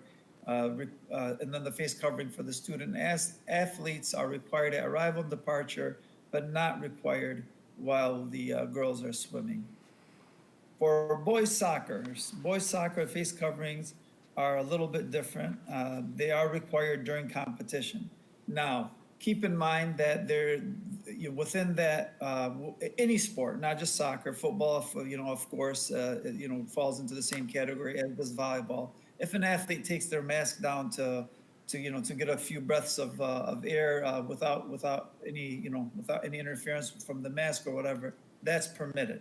But however, they are not permitted to play, for an extended period of time with the mask on their chin or anything like that. No, the mask has to be on. If they take it down for a little bit to get a couple deep breaths, it's totally permissible. So is everyone going to have their mask on every second of the time? No, probably not. But at the same time, it's overall if people are honoring the rules as they should. With field hockey, again, similar to football and to boys soccer with regards to rules and expectations and crowd limitations, et cetera. Volleyball is again the same. The masks are required at arrival and departure, as well as during practices, and required during competition. Crowd limitation for volleyball is again two spectators per participant. I know Gary has spoke to all the engineers and told all the engineers at the high school to make sure that they designated areas on the bleachers of each high school, so that when the bleachers are pulled out for events, people know where they can sit and relatively the space that they need to keep from each other. If it's a husband and wife or two people that live together, that's different. They can sit next to each other. That's totally allowed. Football, the biggest issue with football will probably be because, that's generally our biggest gate event, our biggest gate sport. So football, we're getting a lot of questions with regards to what can people do and what can they not do. And our athletic directors will be sending out more information via their blog, via Twitter, as much as they can, and sharing with their athletes and coaches, of course. So for one, tailgating on our property will not be allowed. People tailgate off our property. There's not a whole lot we can do about it, but tailgating on any of the property, parking lot, anywhere around the event will not be permitted at all. We ask that people comply with that. We're not trying to make things more difficult for anyone, and we understand people really want to be at the football games, but at the same time, our biggest, our biggest and most primary motive is to make sure that we handle everything with all the safety guidelines in place, keep everybody safe, and try to, see through the end of the seasons. And we know that if there are upticks in the amount of cases and so on that are confirmed, that could totally impact our seasons. So we ask that everybody complies with that. Another one is, can people watch from the fence, around the football fields and so on? Again, that's on our property, so people are watching from the fence, but they're staying far apart. There's only so much we can do, as if they're on the sidewalk or what have you. If they're on our property, then it's a little bit different. We're going to ask people to leave and that type of thing. So, again, our goal is to keep everybody safe and try to stay within compliance of the executive orders and the MHSAA rules. I guess other relevant information, all schools will qualify for the football playoffs this year. Usually you have to have minimum of 5 wins and, to even be considered. 6 wins gets you in. This year, all schools will qualify, so the MHSAA has already made that decision. Concession stands will not be open at athletic events in the fall. As of right now. Hopefully that will change. I know our booster clubs rely a lot on the concession stand incomes that come, and obviously on providing that service to all our spectators. Live streaming of some athletic events, volleyball, boys soccer, field hockey, and football are on track. Hopefully we can be streaming games online. DHS piloted the program last year, and we were able to stream part of the basketball season, the wrestling season as well, and any indoor seasons that took place after the winter sports season. We weren't able to get it going in time for fall. Check-in procedures for athletes and coaches remain the same. The temperature check, the screening questions, et cetera. And spectators are required to wear masks and observe social distancing at all times. Again, if people are in the same household and they're next to each other, we are not going to, to ask them to move or anything else. They obviously live in the same home. Lastly, only final comments we have, high school sports are an integral part of the school experience and bring the community together. We will do all we can to keep high school sports moving forward as we try and get the needed cooperation to have students return to school.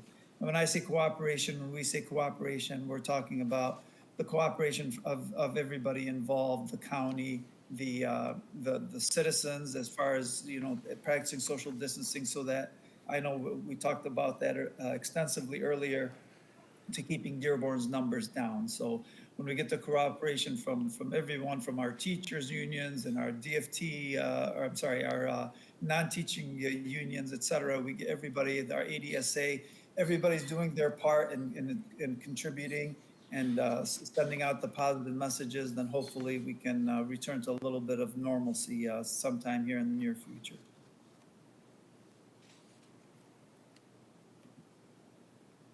We can go into questions. Trustee Thorpe? Mr. Mashur, my questions are regarding the spectators. Since the concession stands are not open, are spectators going to be able to bring food and drink? And if so, able to have their mask off during that time? The second thing is, are the restrooms going to be open for them to use? Great questions, and both those answers are yes. Spectators would be allowed to bring in snacks if they want snacks and drinks. And of course, just like, if somebody's at a restaurant, they have to have their mask on before they go in, but when they sit at their table, they're fine to, to take their mask off. Again, we ask that they maintain appropriate distancing from other spectators. The restrooms, yes, the restrooms will be open, and will be definitely clean before the events begin. We hope people do their part and keep them that way throughout the event, but if they need to be cleaned during the event, we'll do our best to make sure that that's done as well. Trustee Petrikov?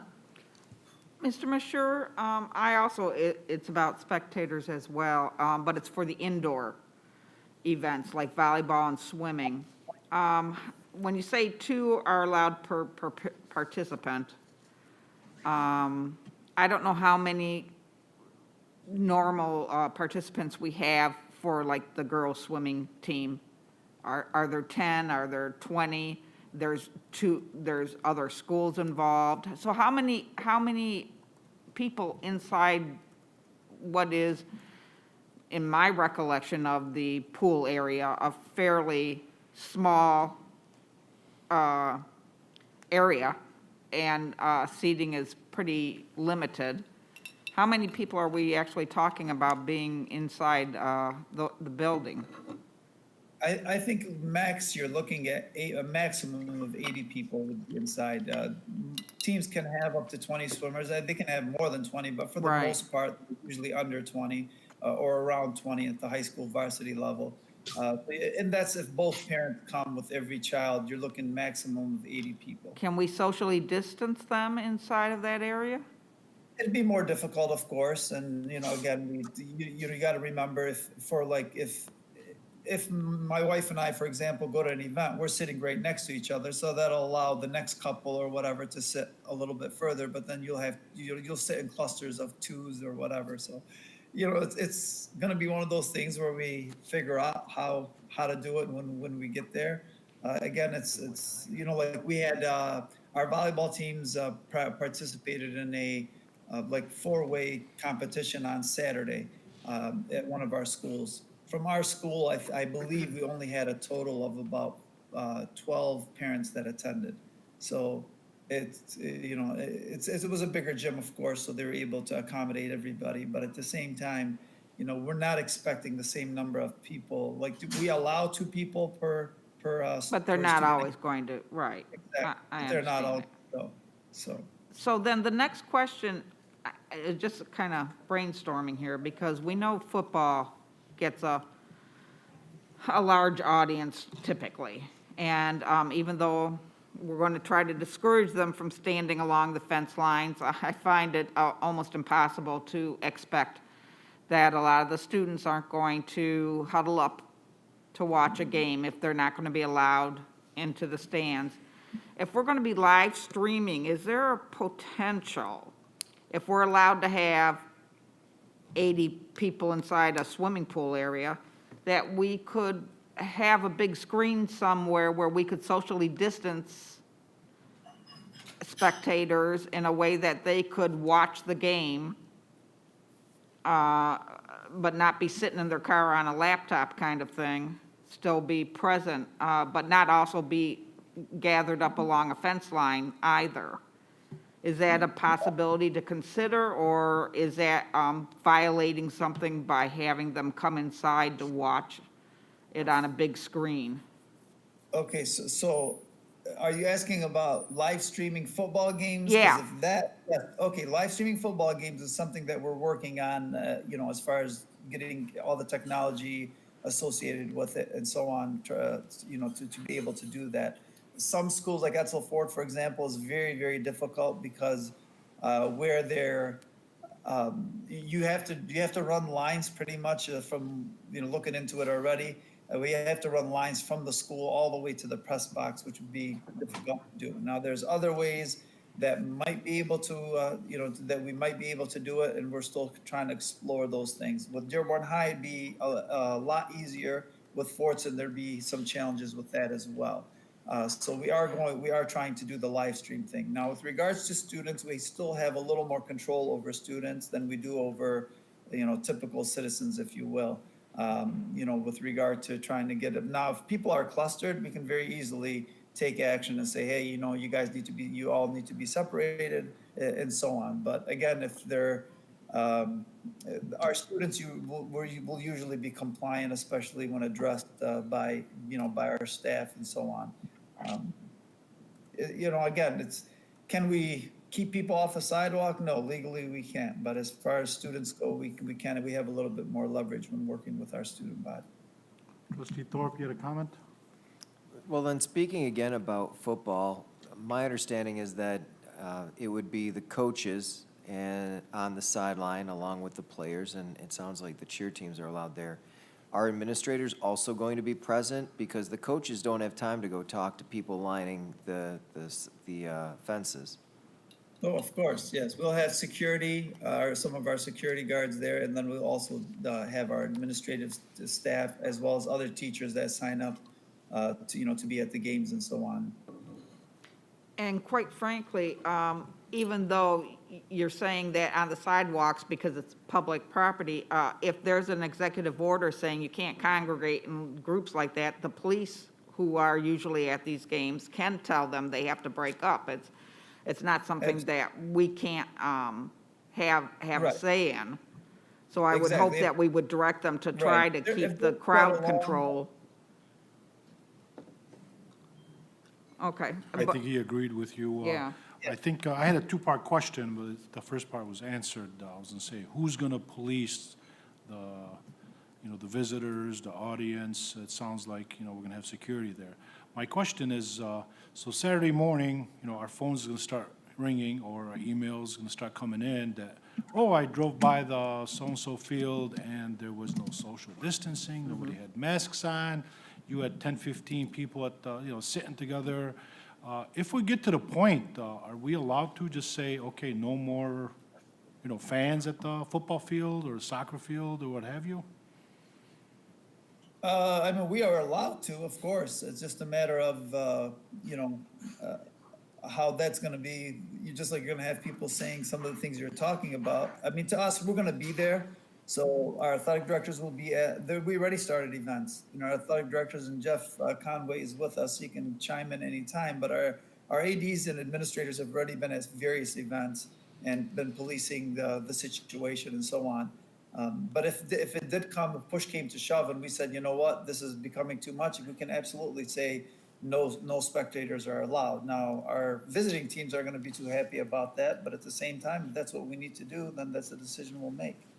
Yeah, one of the things that I would probably add too is that if the level of cooperation we've had with our parents and athletes and coaches up till this point continues into events, we really probably don't have very much to worry about, because people have been beyond cooperative thus far in terms of wearing masks, We've had a few events so far, soccer, field hockey. We haven't had any football games yet, but the response from the spectators coming in has been excellent. They've complied as much as possible.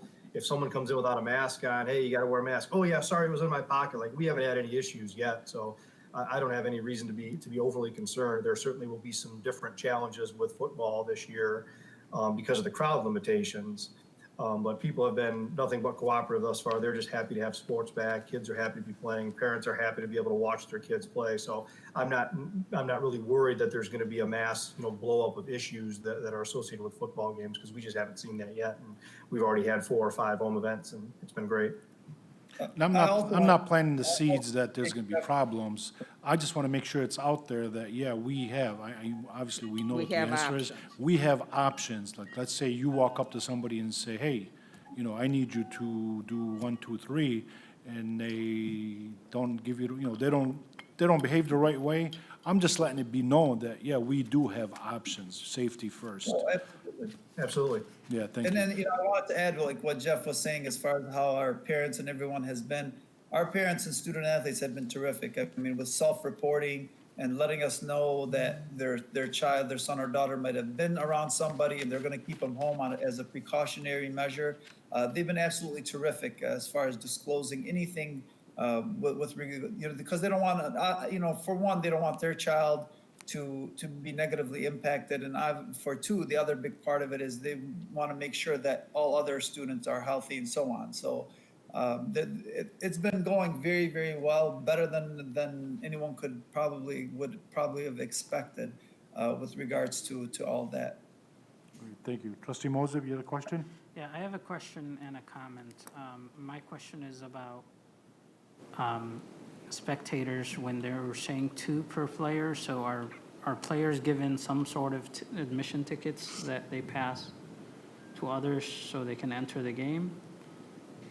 No, So, no, yeah. not the tickets. They put their names on the list. Okay. So, yeah, that's how it goes. But then the people coming, though, still have to pay for admission, just so everybody's aware of that as well. Sure.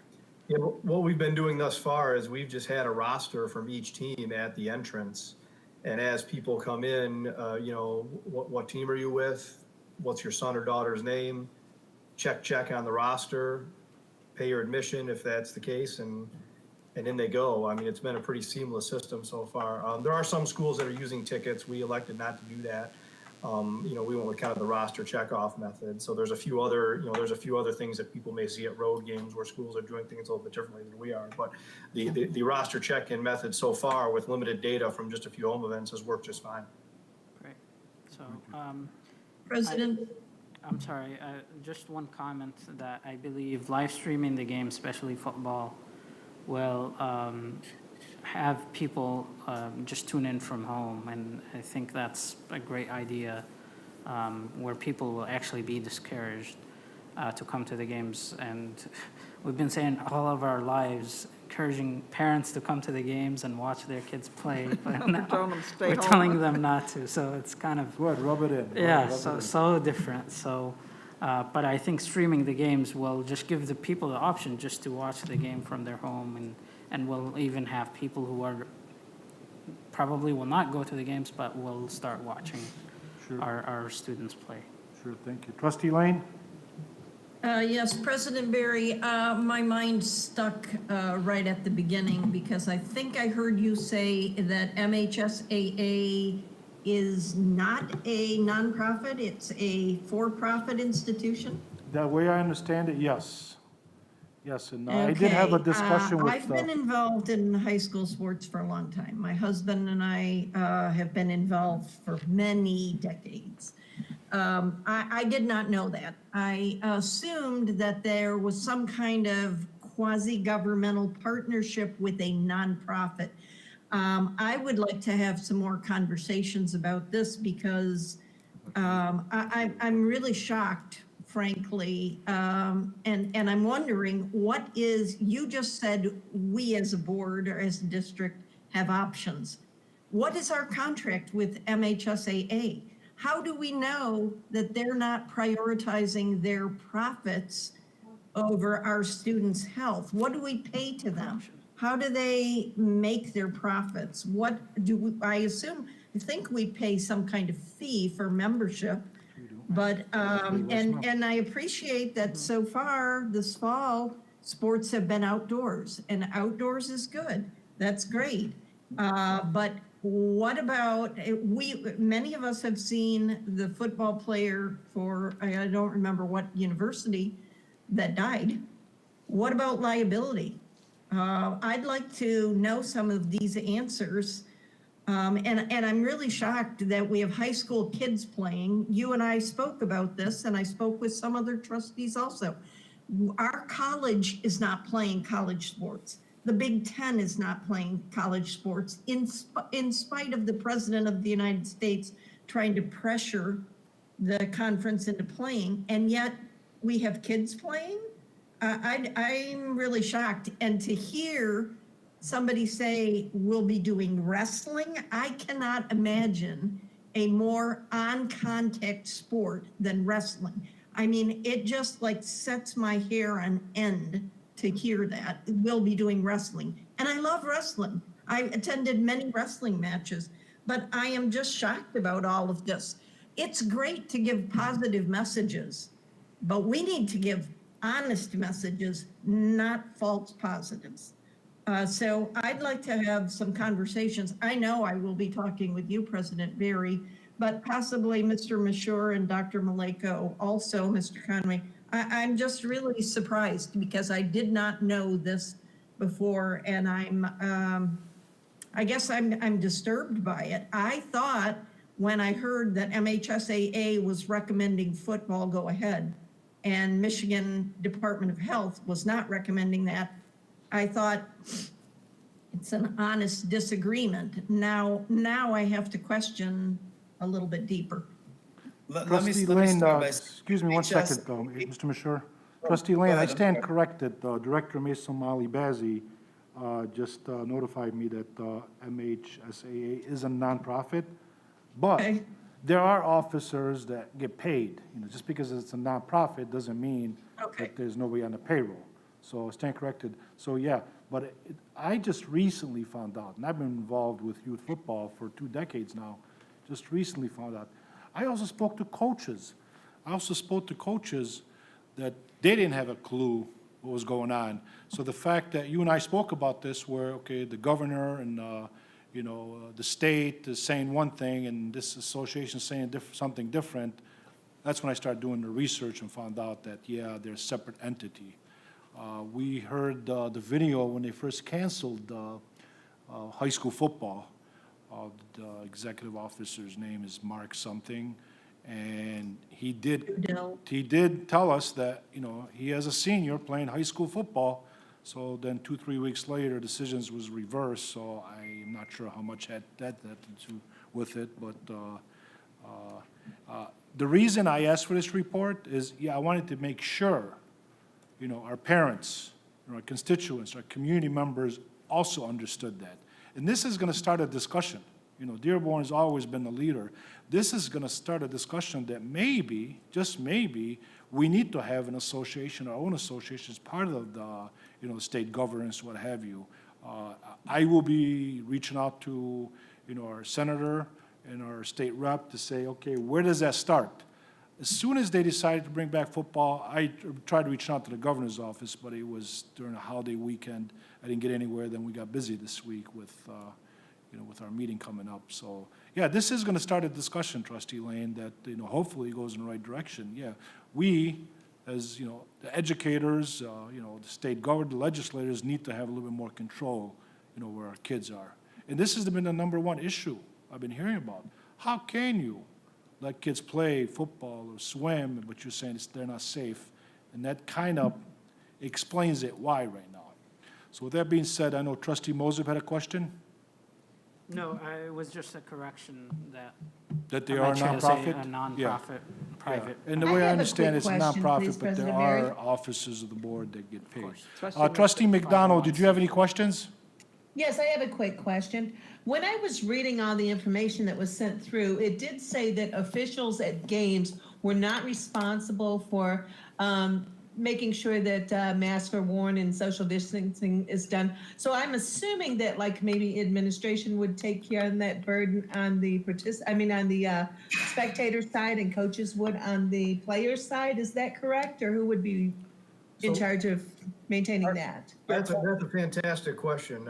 So the officials have been told in all sports that they are not responsible for enforcement of the mask issue because it's not a rule. And their job as officials is to enforce rules. And there's no rule book anywhere that says you have to wear masks in games or in contests or in practice. That's a result of an executive order. The executive order said that the game administration is in charge of enforcing the mask rule. So even in our few games we've had this season already, at the high school here, there have been officials who have come to me and said, "Hey, I just want to give you a heads up. This team or that team, there's a guy not wearing his mask. He needs to put his mask on." So they're working through the site administrator or the supervisor of the game to try to deal with the mask issue, as well as they talk about it in their pregame meeting. They mentioned that masks are important and you need to wear them and stuff like that. But as far as enforcement or there being any sort of penalty for somebody not wearing a mask, there's nothing in the rules that dictate that. It falls to the manager of the game to deal with the mask issue, both on the field and by extension in the crowd too. Thank you. Thank you. Trustee Petrikov? No, I don't. Oh, I thought you had. Trustee Mead, do you have any questions? 'Cause I can't see the screen, that's why I'm asking. No. Okay, great, thank you. Thank you. Anybody else? Okay, great. Thank you very much, Mr. Mashura, Mr. Conway, appreciate you. You're welcome. Let's see, where are we at here now? Next item, please. Citizen participation. I would like to warn everyone that we have more than 58 comments. So get yourself comfortable as I read these aloud. They are mostly on agenda items 10 and 11, the remote learning plan. I mean, they're all obviously related to the COVID outbreak. So they're also very poignant. You'll hear a lot of people talking about their kids' experience. So citizen participation, citizens wishing to address the board on agenda and non-agenda items for action can complete a blue card in person at the Administrative Service Center or complete a virtual blue card posted at noon on Monday at the district's news website.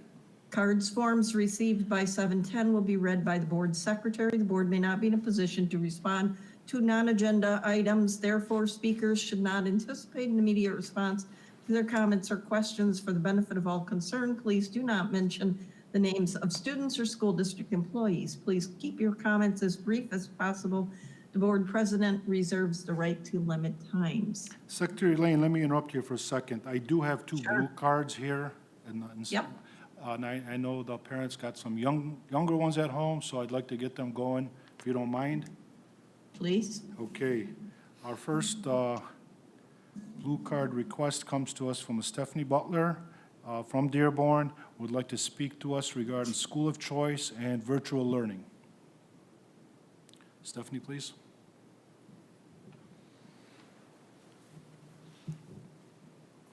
If you're comfortable removing your mask, it's okay. If you don't want to, that's okay Okay. too. It's up to you. School of choice, gonna talk off record on this one for this first time afterwards if possible. Obviously, parents are concerned about their children, but it's just baffling that we're having these conversations about sports and football and all these things that some may find important while others don't. Things that I find important as a resident of Dearborn are going to work, paying my mortgage, keeping a house, a roof over my kid's head. I never went to school to be a teacher because I never felt I was qualified to do the job. I stand here today, I am still not qualified to do the job.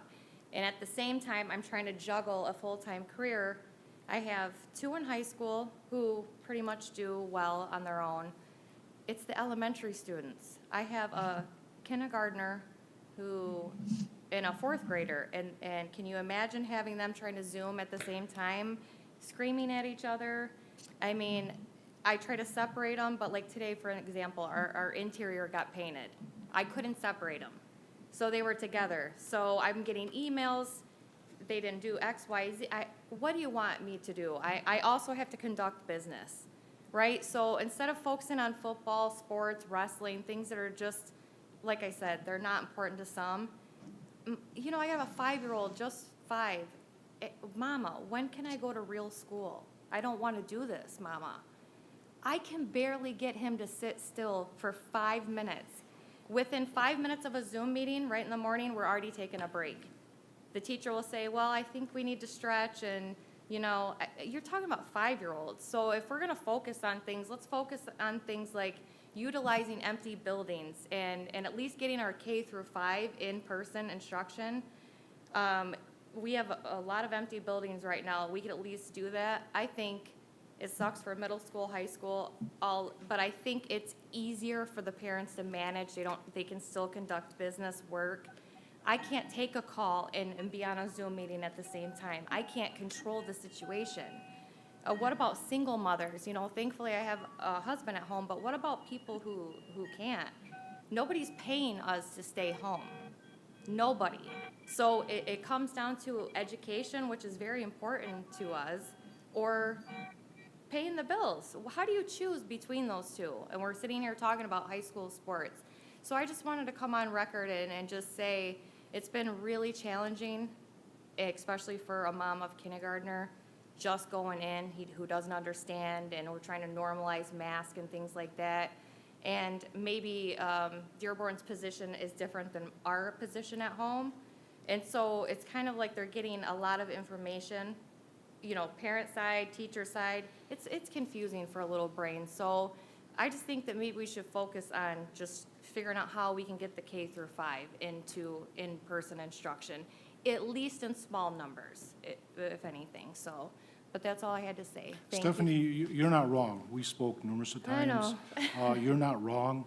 I just want to make it very, very clear that that's why I asked for this report for you know, about regarding high school sports. Right away, last spring, decisions were made. See, now, at the middle school sports, you know, we have 7 middle schools, and they have their own league. So those are decisions we controlled. Right away, we said, okay, there's not going to be fall sports. So I want to make sure that the audience knew that this is something out of control. Now, do we support athletics? Of course we do. Do we support the music, the arts? Of course we do. Anybody going to tell you that that's more important than the education, the English and the math and the read? Nobody's going to tell you that. So you're not wrong. I spoke to many, many, many parents, like we all did, in the same situation that you're in. So you've got, you know, your high schools are doing good. I have one, we have one that's doing in high school. She's doing very, very well. I have grandkids in elementary, so I can relate. So, but we're making decisions, not just for 2 kids or 1 child, 1 student. We're making decisions for almost 25,000 people in our city. And you so know the it's nature of very- the business, too. Oh, So yeah. it's- Yeah, no, I understand. You know, I understand. and some people If- who are saying, let's keep our kid at home, that's fine, that's totally their choice, Yeah. but think about the dynamics in the background of that household. Is it a working father and the mother stays at home? I mean, that's ideal, of course, Yeah. anybody can, you know, Sure. with challenges, still Sure. be able to take that on. Sure. But what if you're in a family where you have 2 people that are working both have to outside the work. home? Nobody's given us any choices, no options, no choices. I don't know if you were listening to the beginning of the meeting when they went over the report. These decisions aren't taken lightly. There's probably about 80 very intelligent people who sit around and talk about this every day. Well, then how And do we they're say thinking high now- school football or middle, you know, is more important than, let's say, playing the violin? I mean, Yeah, how do you nobody's saying that. determine? Nobody's saying that. No, but I Yeah, mean, we don't yeah. have music programs going. We don't have any of, a Lego club, which my children enjoy at Duval. I mean, And again, right now, you're making me look good because that's why we asked for that report Mm-hmm. about the association to say that that's out of our control. That's out of our control, so thank you very much. welcome. Yeah, you're always welcome to address us. The other blue card is from Nancy Randazzo, also from Dearborn, would like to speak to us regarding school issues.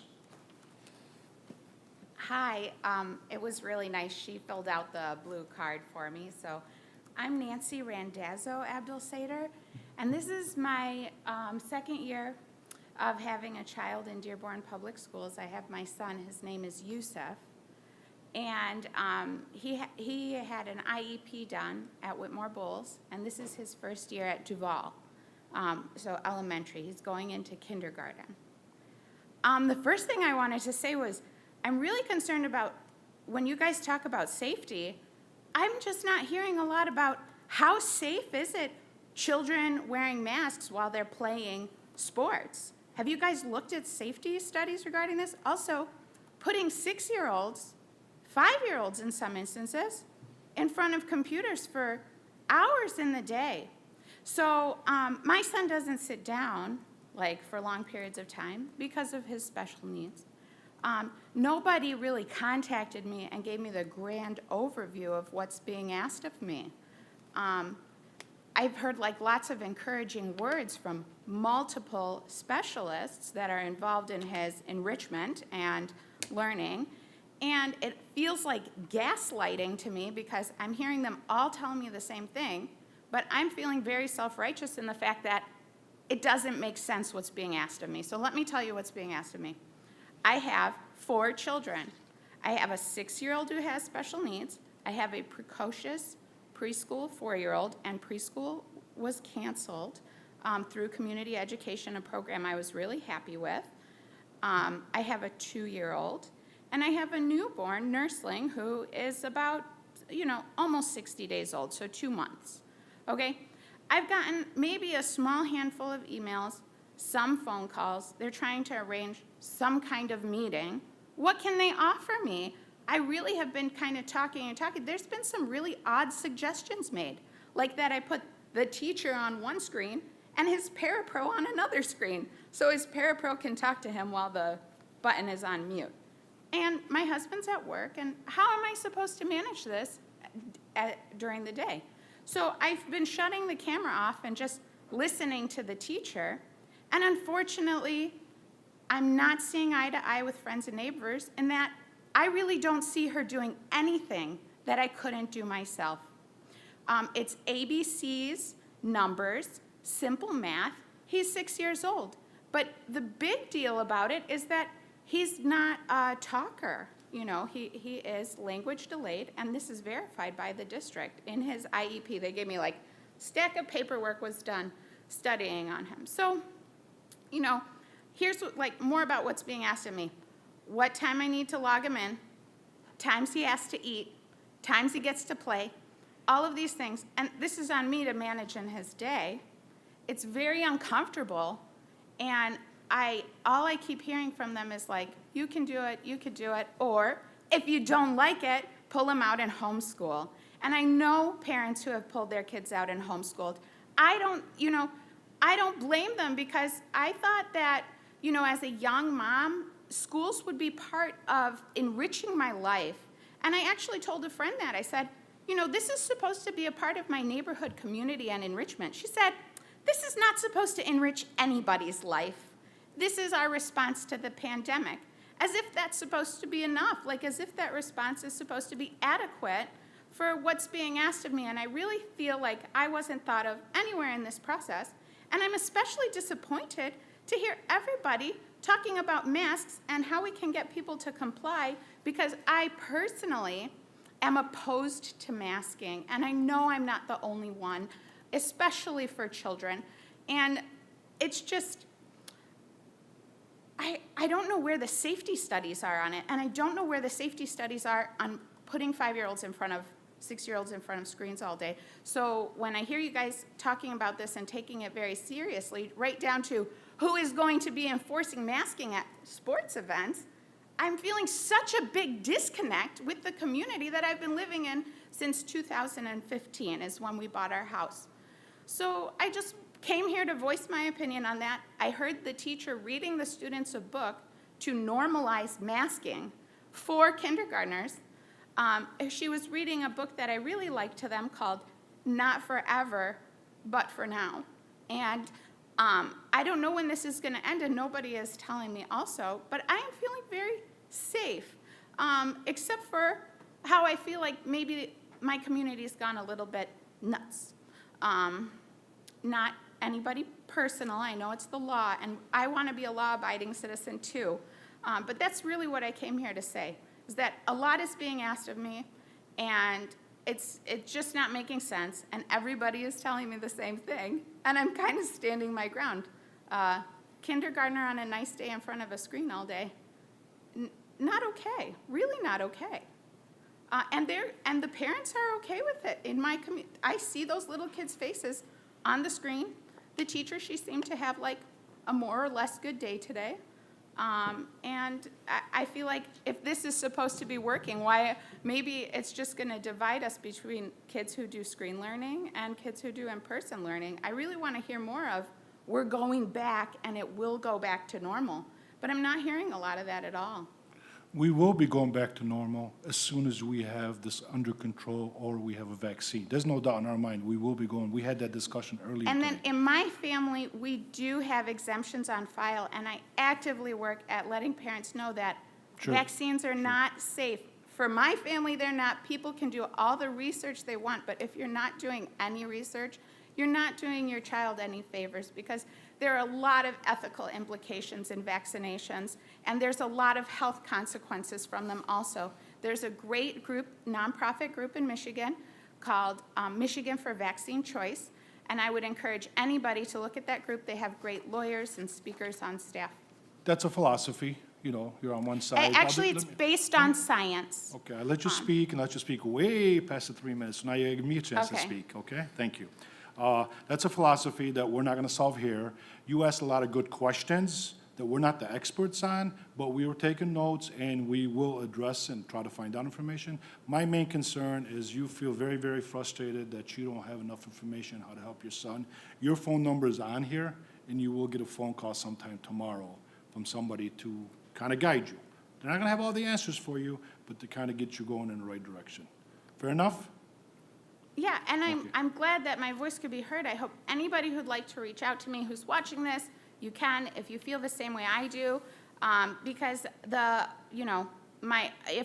I really, am the only one that feels this way, then No, you're not maybe the it's only one a that good feels that way. fit. I can tell you that I've Okay. spoken to probably hundreds of people the past month, so have my colleagues. You're not the only one who feels that way.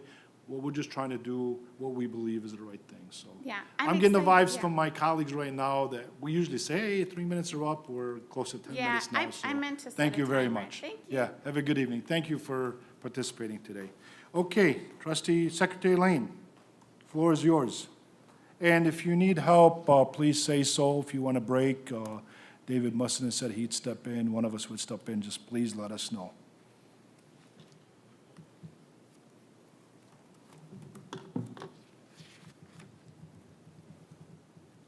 Mary's still You're on mute. Mary's on mute.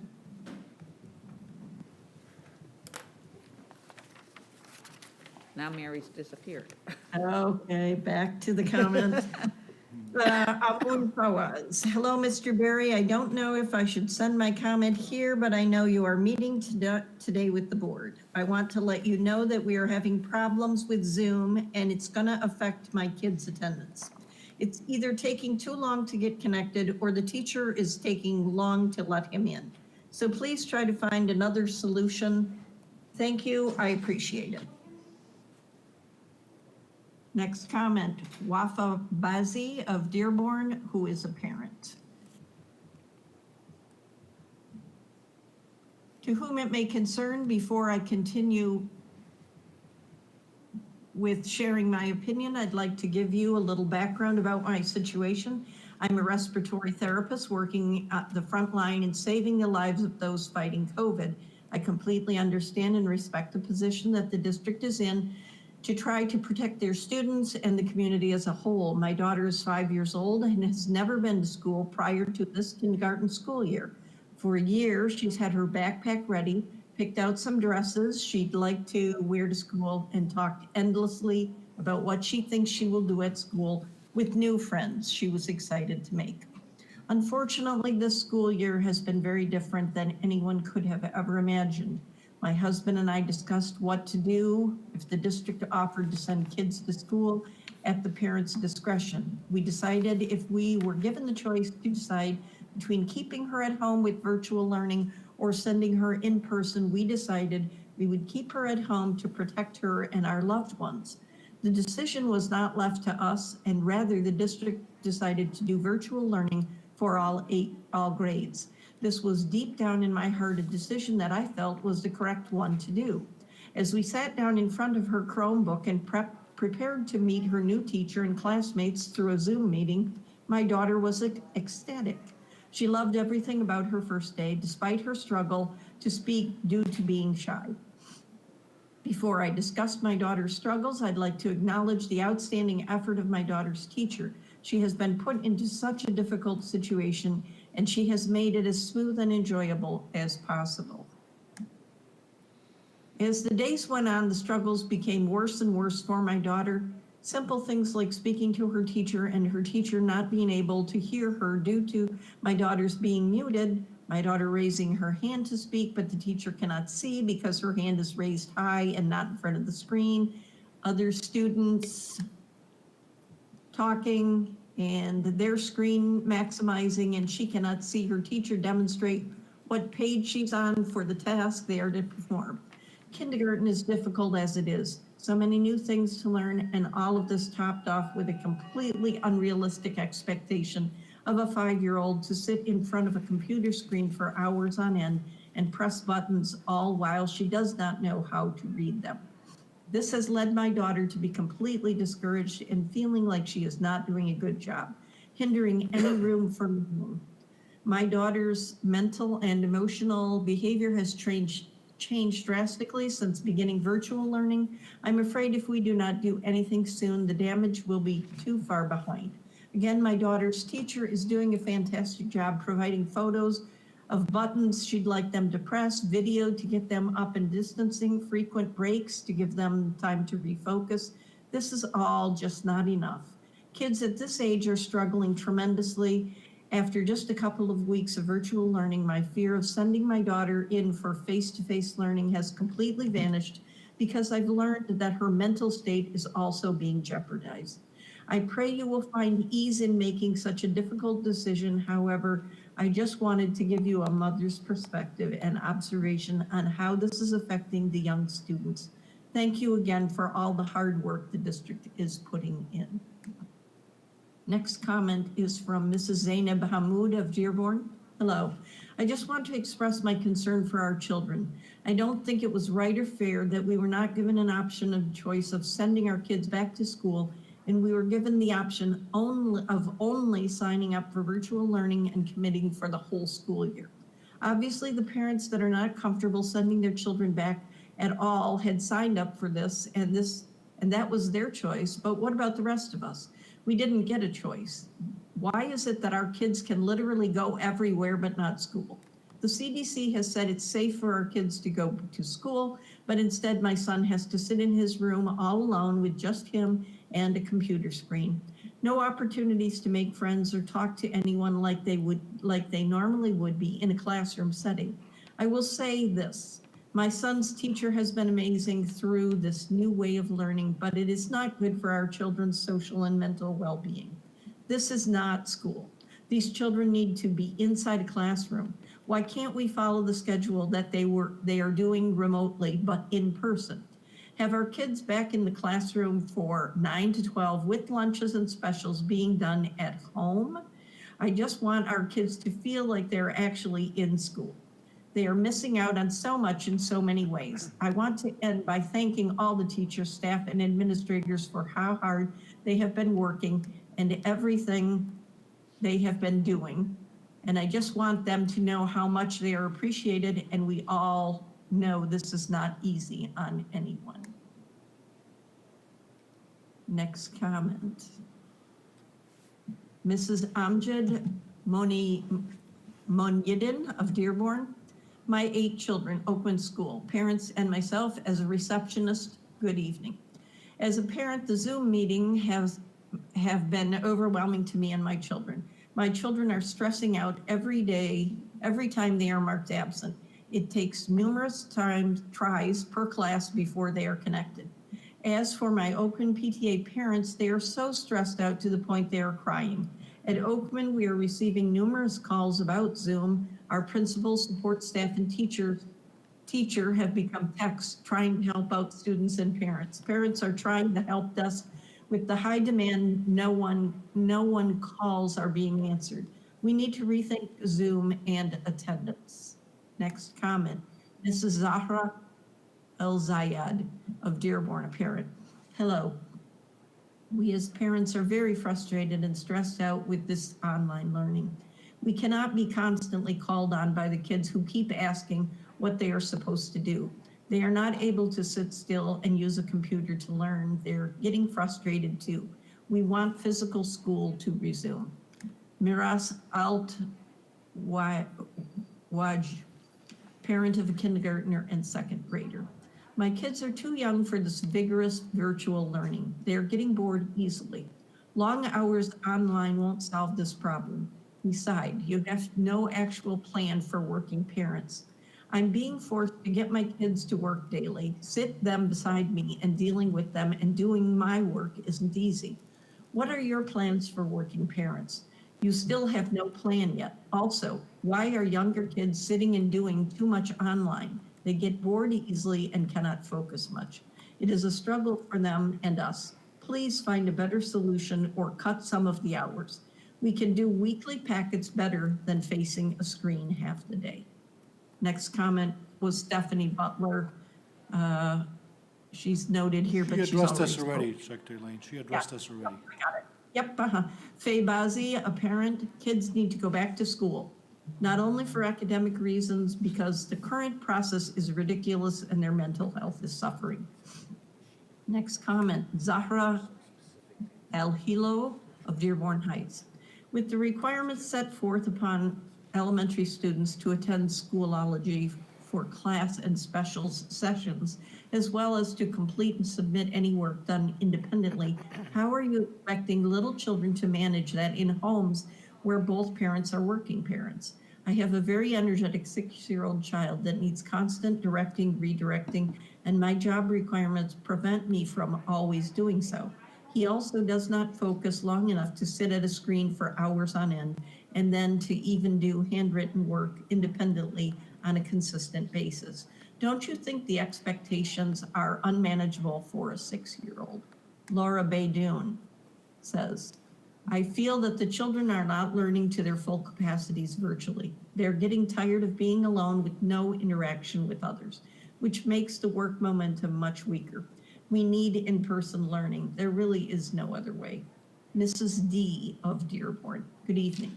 I would like to begin by showing gratitude to our school teachers and staff for their efforts in helping navigate the crazy start to the school year.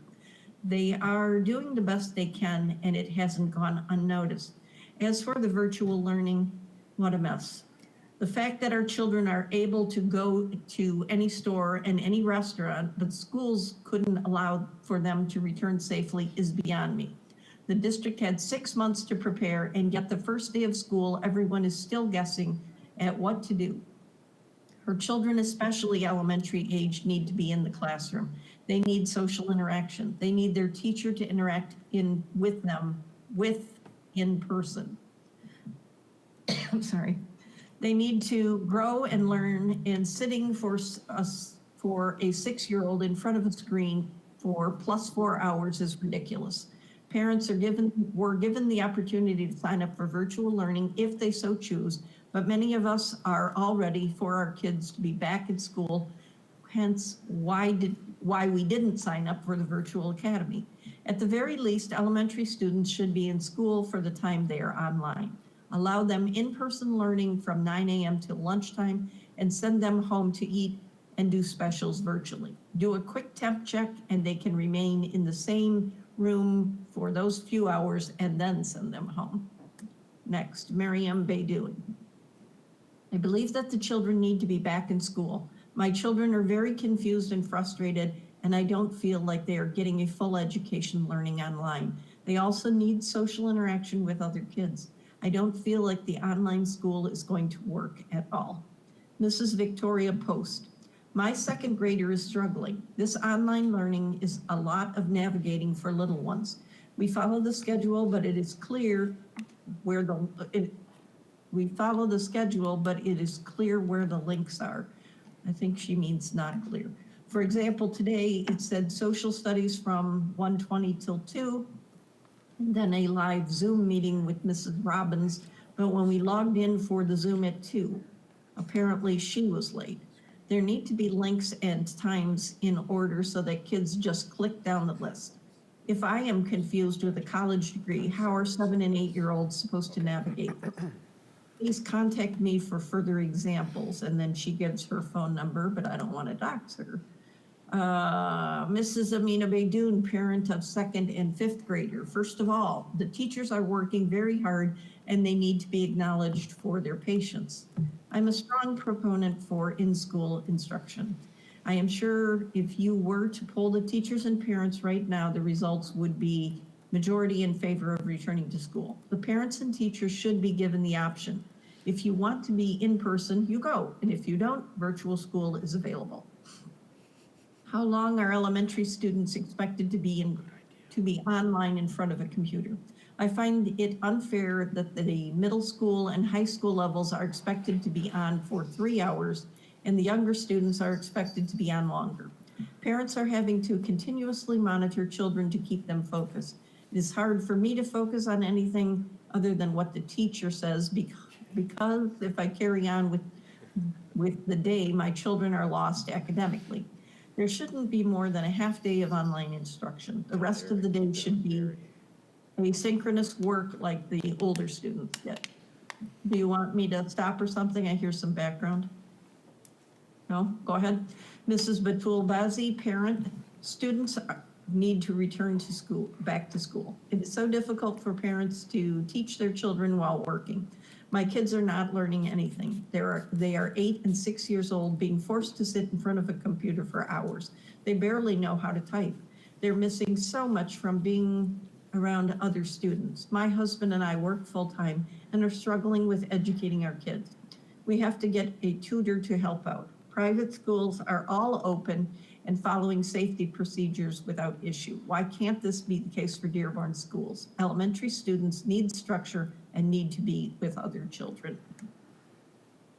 Mrs. Bazzi, my daughter is attending kindergarten in the Dearborn Public Schools. Lower elementary school students, especially kindergarten kids, should be in the classroom. It is extremely hard for my daughter to sit in front of a computer for 4 to 5 hours a day. She does not like to do it, even with the help, me and her mother. She cannot focus. Please consider allowing the lower elementary kids to start attending school. They need to be in a classroom interacting face-to-face, even if it's with a face mask. Consider allowing them to attend in-person instruction, even if it's for half days for part of the week. Her teacher is doing a wonderful job, but these kids need to be in school face-to-face ASAP. Yasmin Mansour Hamid says back to school for kids. Mrs. Altaweed. So far, I love my kids' teachers and I have 0 issues with them, but the amount of hours they and work the young kids have to do is unreal. I'm at the brink of keeping up.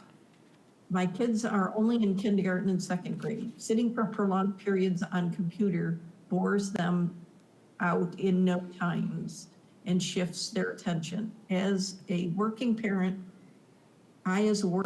struggle to keep up. I'm considering removing them from public schools and doing homeschool with them until everything is normal.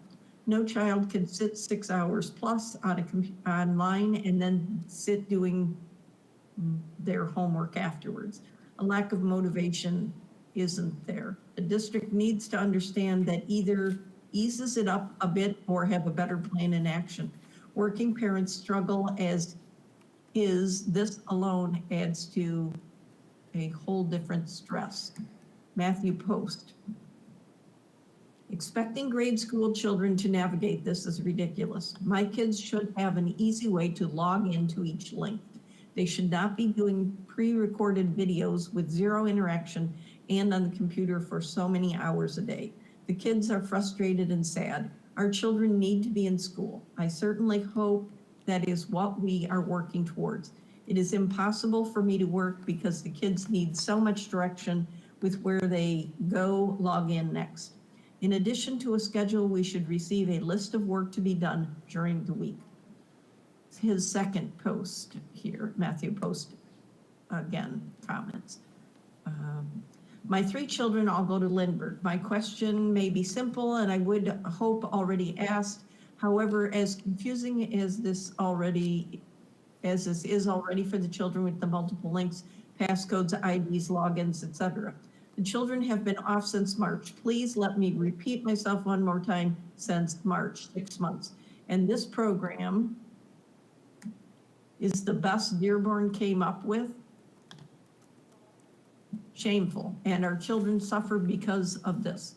So my suggestion is they should only have to log into Schoolology 1 time a day and leave the Zoom meeting open all day to ensure everybody is always in the same place and will not be able to miss the time schedule. The teachers should come to them as a collective class, not the currently awful way that is being conducted, where the kids have multiple links, YouTube, passcodes, logins, etc. The current is confusing for my 8 and 10-year-olds, and at times my wife and I. Next, the other problem, my wife and I are both essential employees. We both already exhausted our 10-week Corona relief leave.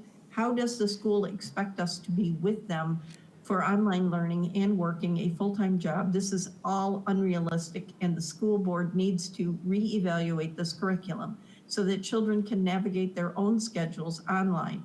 The way it is now is too confusing for grade schoolers to follow. Next comment, Carolyn Kowalski. I appreciate the virtual learning is new to both teachers and students. However, from our own experience, my child is having difficulty focusing all day long, being on the computer for hours on end. The fun parts of being in school seem gone in this new virtual manner of learning, especially for the younger kids. More emphasis on the enjoyable aspects of schoolwork would go a long way in keeping the kids focused and happier for a longer period of time.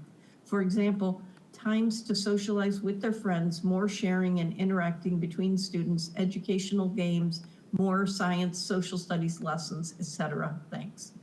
Mrs. Jennifer Hazinski. Our children should be back in school after October 1st. The Catholic schools in the area have been successful.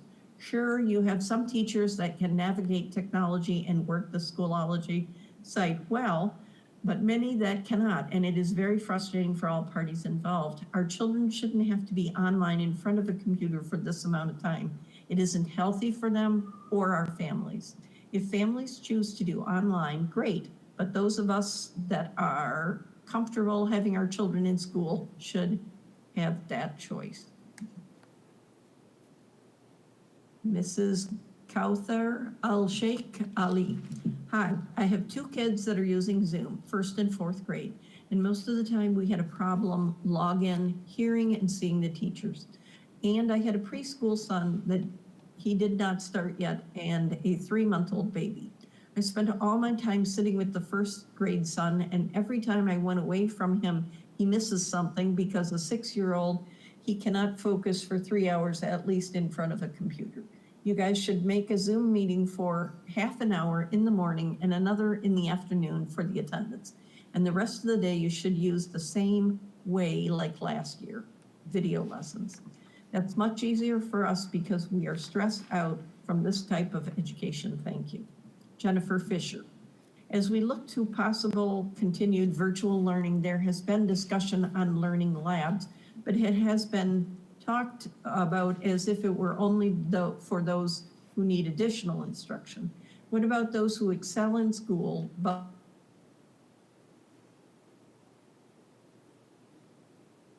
from the enrichment overlooked and now are definitely not the time to skip over any student and how to help them excel?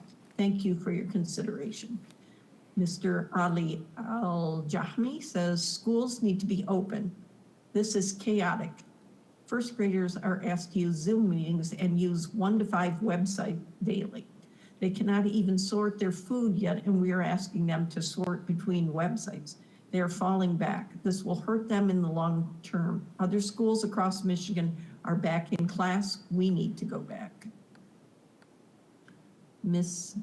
Zaina Ahmed. The administration need to consider a hybrid option for the elementary level. Many of the parents have expressed a frustration anger and feeling overwhelmed with the online schooling situation. Many of us are worried that our elementary students are going to fall further behind. Elementary students specifically need in-person instruction and one-on-one relationship with their teachers. Myself, as a parent and a first and third grader, can relate to this.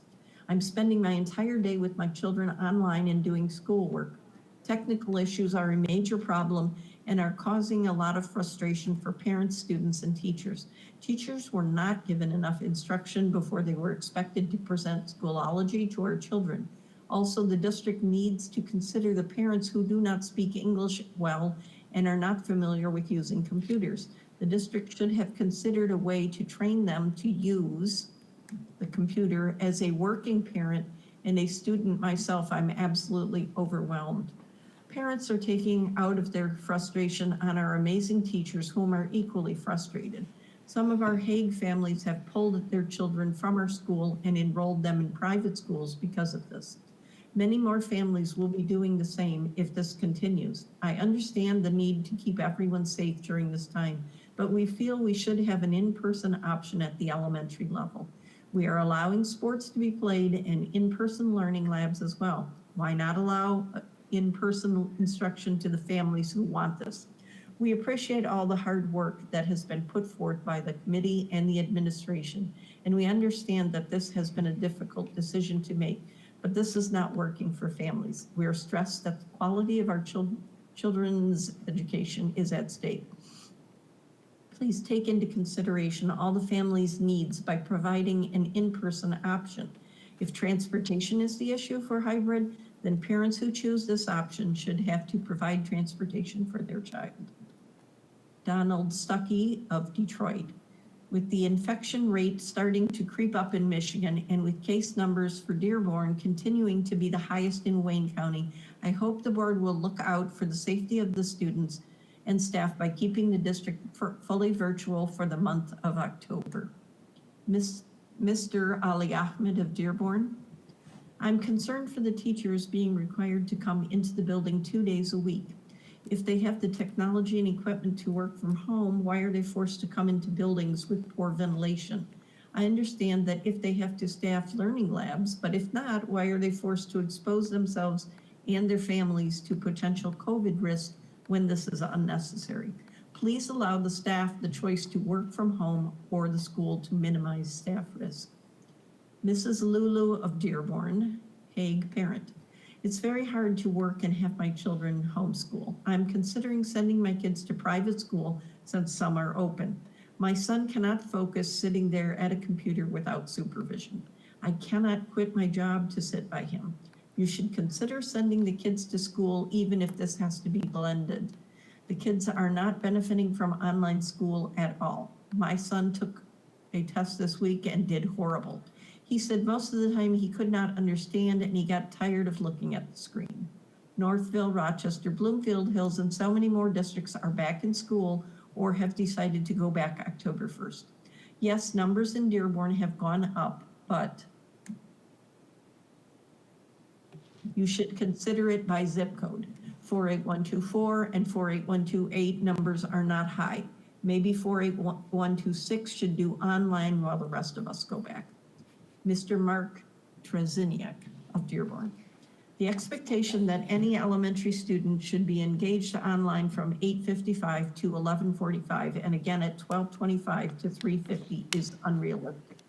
Any student would have a hard time staying engaged for that time frame, let alone ones with learning disabilities or whatnot. This current short-sighted is furthering the educational divide amongst the most vulnerable students. Additionally, there are situations where parents need to go back to work for themselves and cannot monitor student engagement throughout the day. This is unfair to the teachers to expect them to be engaging while they are learning new learning platforms and doing Zoom crowd control. Katie Hetrick, parent. Greetings, Board of Education. I am writing to implore you to allow our children to start returning to in-classroom learning. It feels like the board is so busy hand-wringing over the very small statistical risk this disease poses for our children. They are willing to completely ignore the serious and possibly lifelong damage that is being done to our kids educationally, emotionally, and socially by isolating them at home. Online learning is not working. Children have many times the stress of learning in classroom for a tiny fraction of the results. My 7-year-old daughter is virtually chained to her computer for 7 hours a day, 5 days a week. Meanwhile, 2 weeks into school, my high-performing high school students have yet to have much meaningful work in many of their classes. Teachers are trying, but this is just not a great way for students to learn at any age. Besides significant lost potential, student learning online must deal with the additional stress, anxiety, and depression that comes from being isolated from their teachers and their peers. Dearborn schools gave parents who want an online learning an option to sign up for the virtual learning program. I applaud that decision. Some parents know online is the best choice for them and their families. Where is the choice for the rest of us? With proper precautions, we are now allowed to dine out, leisurely shop, and even exercise indoors. How then are we still not allowed to do the much more important work of properly educating our kids? As parents, we make decisions every day on what is best for our children. All of us have weighed the risk of returning to school versus the heavy cost of staying home, and most of us choose returning to school. When will we as parents be allowed to decide for our children? Warood Abdul Karim says, hi, I am a mom with three kids, one in 4th grade, 1st grade, and preschool. My daughters are having a lot of problems log in, and I can't keep doing Zoom at home. Mrs. Layla Maclid writes, I'm concerned with the lack of training the staff has received in Schoolology and Zoom.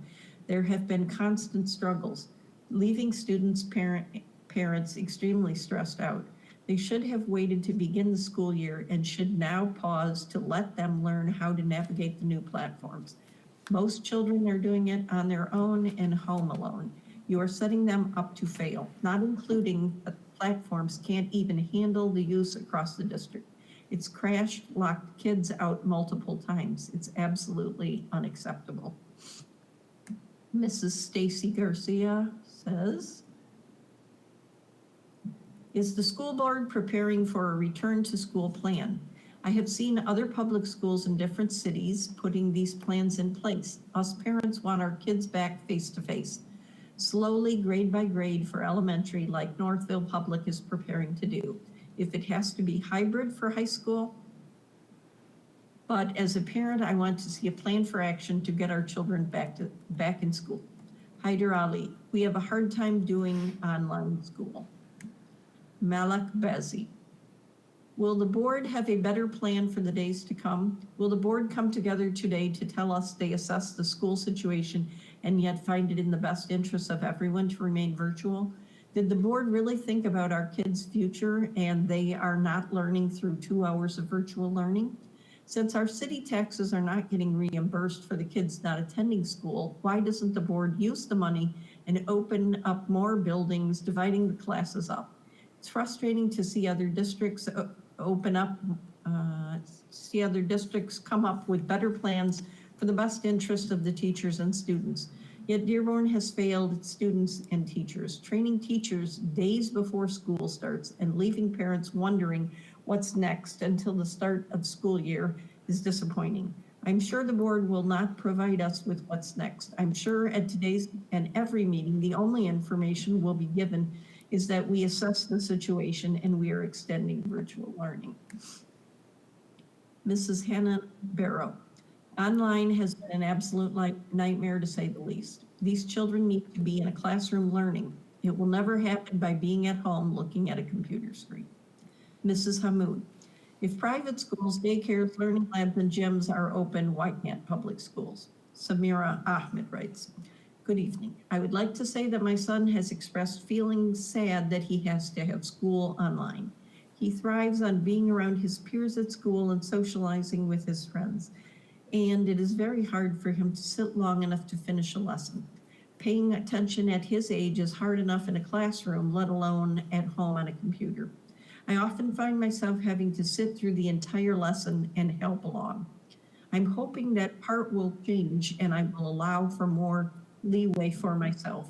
I have another child and a part-time job working from home, so I'm trying very hard to juggle my life to help everyone.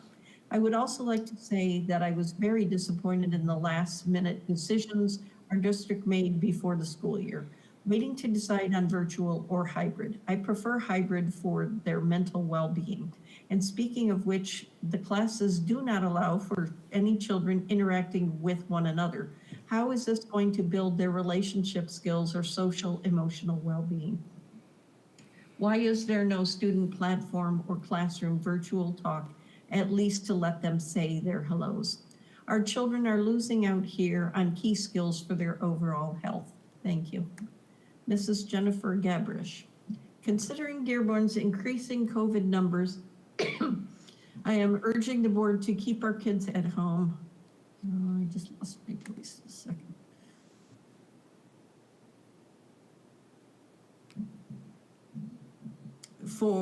Keep the kids at home for remote learning for at least another month. So far, I have been very impressed with the school's responsiveness and willingness to make remote learning work. The creativity and resilience aspect is a great lesson for both children and adults. Thank you for placing high priority on the health and safety of our students, staff, and families. Miriam Saad writes, I have a freshman and a senior. I just feel like kids don't concentrate or grasp much information from online, especially my 9th grader. They need to come back to school. Gada Pekovic. I work full-time and have 3 kids doing online schooling, home alone, and I cannot afford daycare. Mrs. Reem Beydoun writes, all schools need to open. Our children aren't okay being homeschooled. My daughter has picked up some very bad habits. She is biting her nails, biting on her pencil, and peeling the skin off of her hands. She is nervous and anxious, and her teacher is too fast-paced.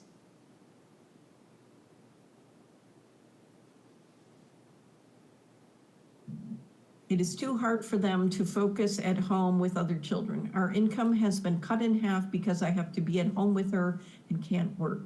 It's incredibly hard to not have our kids in school. They really are missing friends and social interaction. It's too difficult for working parents and mothers with young children. Parents who don't speak English. Teachers and parents should be able to decide if they want to be home or in school. For whoever wants to be homeschooled, they should stay home, and those who want to attend school should attend. Mrs. Beydoun, please open schools. This is too much on the students, parents, and teachers.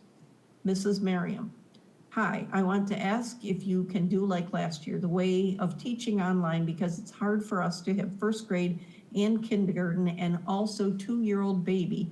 So it's hard to let them both focus without my help because each one of my kids needs assistance. They are small and they cannot be alone at the computer. Thank you. Mr. Mustafa Magrad. I know that the reopening plan took a lot of hard work and thought, but I have some issues I'd like to address. I've been helping many community members start school.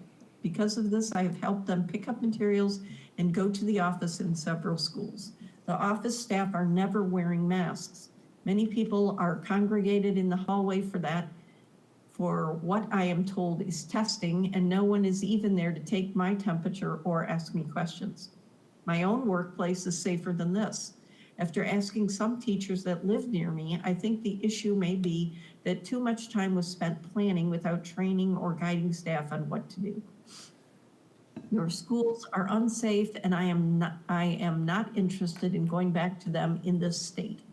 I originally thought it would be better to have teachers in the building, but now I'm understanding their side of this and think we are putting them at risk by congregating them in buildings with others that aren't willing to follow the rules. Mrs. Sarah Jaffer. My son has been experiencing severe anxiety due to sitting idle on Zoom for 6 hours at a time for kindergarten. Science has proven that a 5-year-old cannot sit idle for approximately 5 minutes at a time. We cannot continue to passively watch our kids learn to hate school. We cannot continue to consent to our children getting a subpar education. I cannot listen to another parent explain to me their child's meltdown, including mine, because they do not want to sit in front of a screen for hours on end. I demand that a change is made to this online curriculum for our elementary children. I demand less screen time and more packet and activity learning. I demand more breaks and recess for my child for exploration and play. I demand that a change is made before my child needs to see a therapist due to this incomprehensible education you call school. Find another way. Reem Ozier. Elementary online schooling is not working for our kids nor our teachers. Their school year is being robbed. My 9-year-old needs help all the time. My 5-year-old cries every day during her Zoom. She can't concentrate nor put effort towards learning. This is mental and social abuse that the system is imposing. They need to go back to school. Please consider a hybrid option. We are okay with masks, no matter how hard we try. They need a school structure at this level. I'm praying that you consider this for their future and mental and physical growth. Mrs. Maya Mazoum. I have a first grade kid and a preschool kid to a newborn baby. I can't do it on Zoom, especially because I'm going to be back to my work at the end of the month. Mrs. Lauren Gardner. Hello, my name is Lauren, and I'm a teacher and a member of the Michigan Caucus of Rank and File Educators. We are a group of about 10,000 Michigan teachers. Several of our leaders are teachers in Dearborn Public Schools. Your teachers have shown up in my district and many others to fight for safety. They've come to board meetings and planned Lansing rallies to support of safety measures that protect students and teachers from exposure. It is so upsetting that Dearborn would put teachers at risk by forcing them in the building. I understand they are not needed for learning labs, and I understand that this was negotiated by your teachers union. What I never seem to understand is why school boards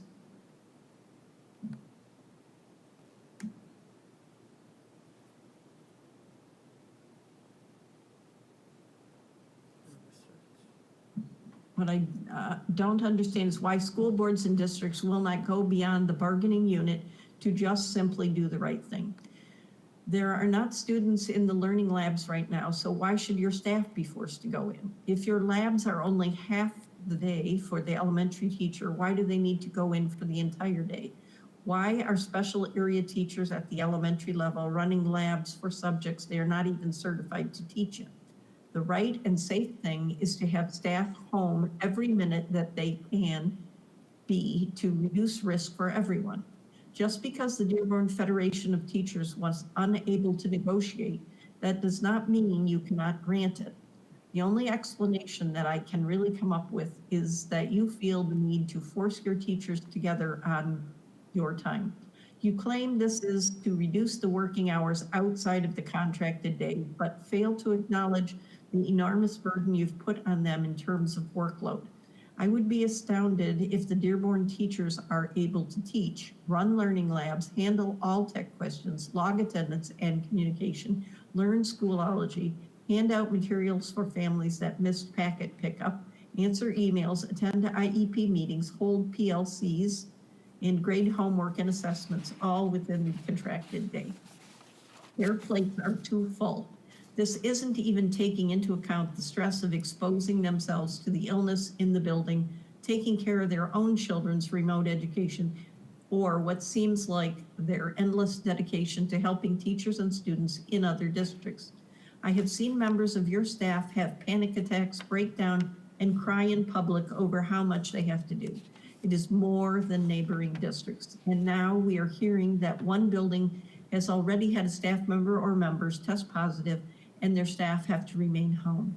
Why risk your other staff in other buildings? Why would the right and ethical thing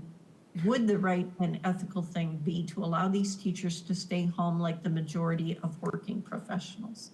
Mrs. Mona Mawari. What is the school board doing regarding the widespread bullying of Yemeni American students in the Dearborn Public Schools? After an anti-Yemeni discriminatory incident that happened by business in Dearborn, a Dearborn social media platform created a forum for people to submit their anonymous stories of anti-Yemeni discrimination. They received over 150 submissions, which many of them were stories of Yemeni American students being bullied in the Dearborn Public Schools. I have witnessed Yemeni students being bullied, and my daughter was also bullied for being Yemeni. What are you doing to ensure teachers and faculty are aware of the colorism within the Arab community? If they're not aware of the problem, they likely won't be able to recognize this form of bullying when it happens. And that looks, bullying can have a long-lasting impact on kids. What are you doing to ensure your schools are a safe haven for all? That looks like that is the extent of the comments.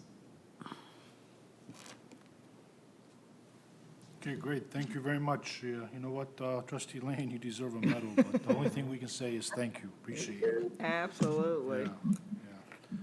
We'll go on to the next item, please. Action items. Are there any agenda items on this agenda which board members of the superintendent wish to discuss and vote on separately? If they are, we will exclude these from the motion below. We do have a supplement, which is number 13, and then there were some additions to the resignations, retirements, and changes. Sure, those are at the table, I believe, and I'm sure we received an email. I have a question on Ready? 10, but it doesn't need to be.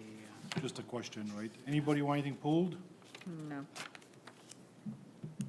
Okay. Madam Okay. Secretary? Continue, please. Okay.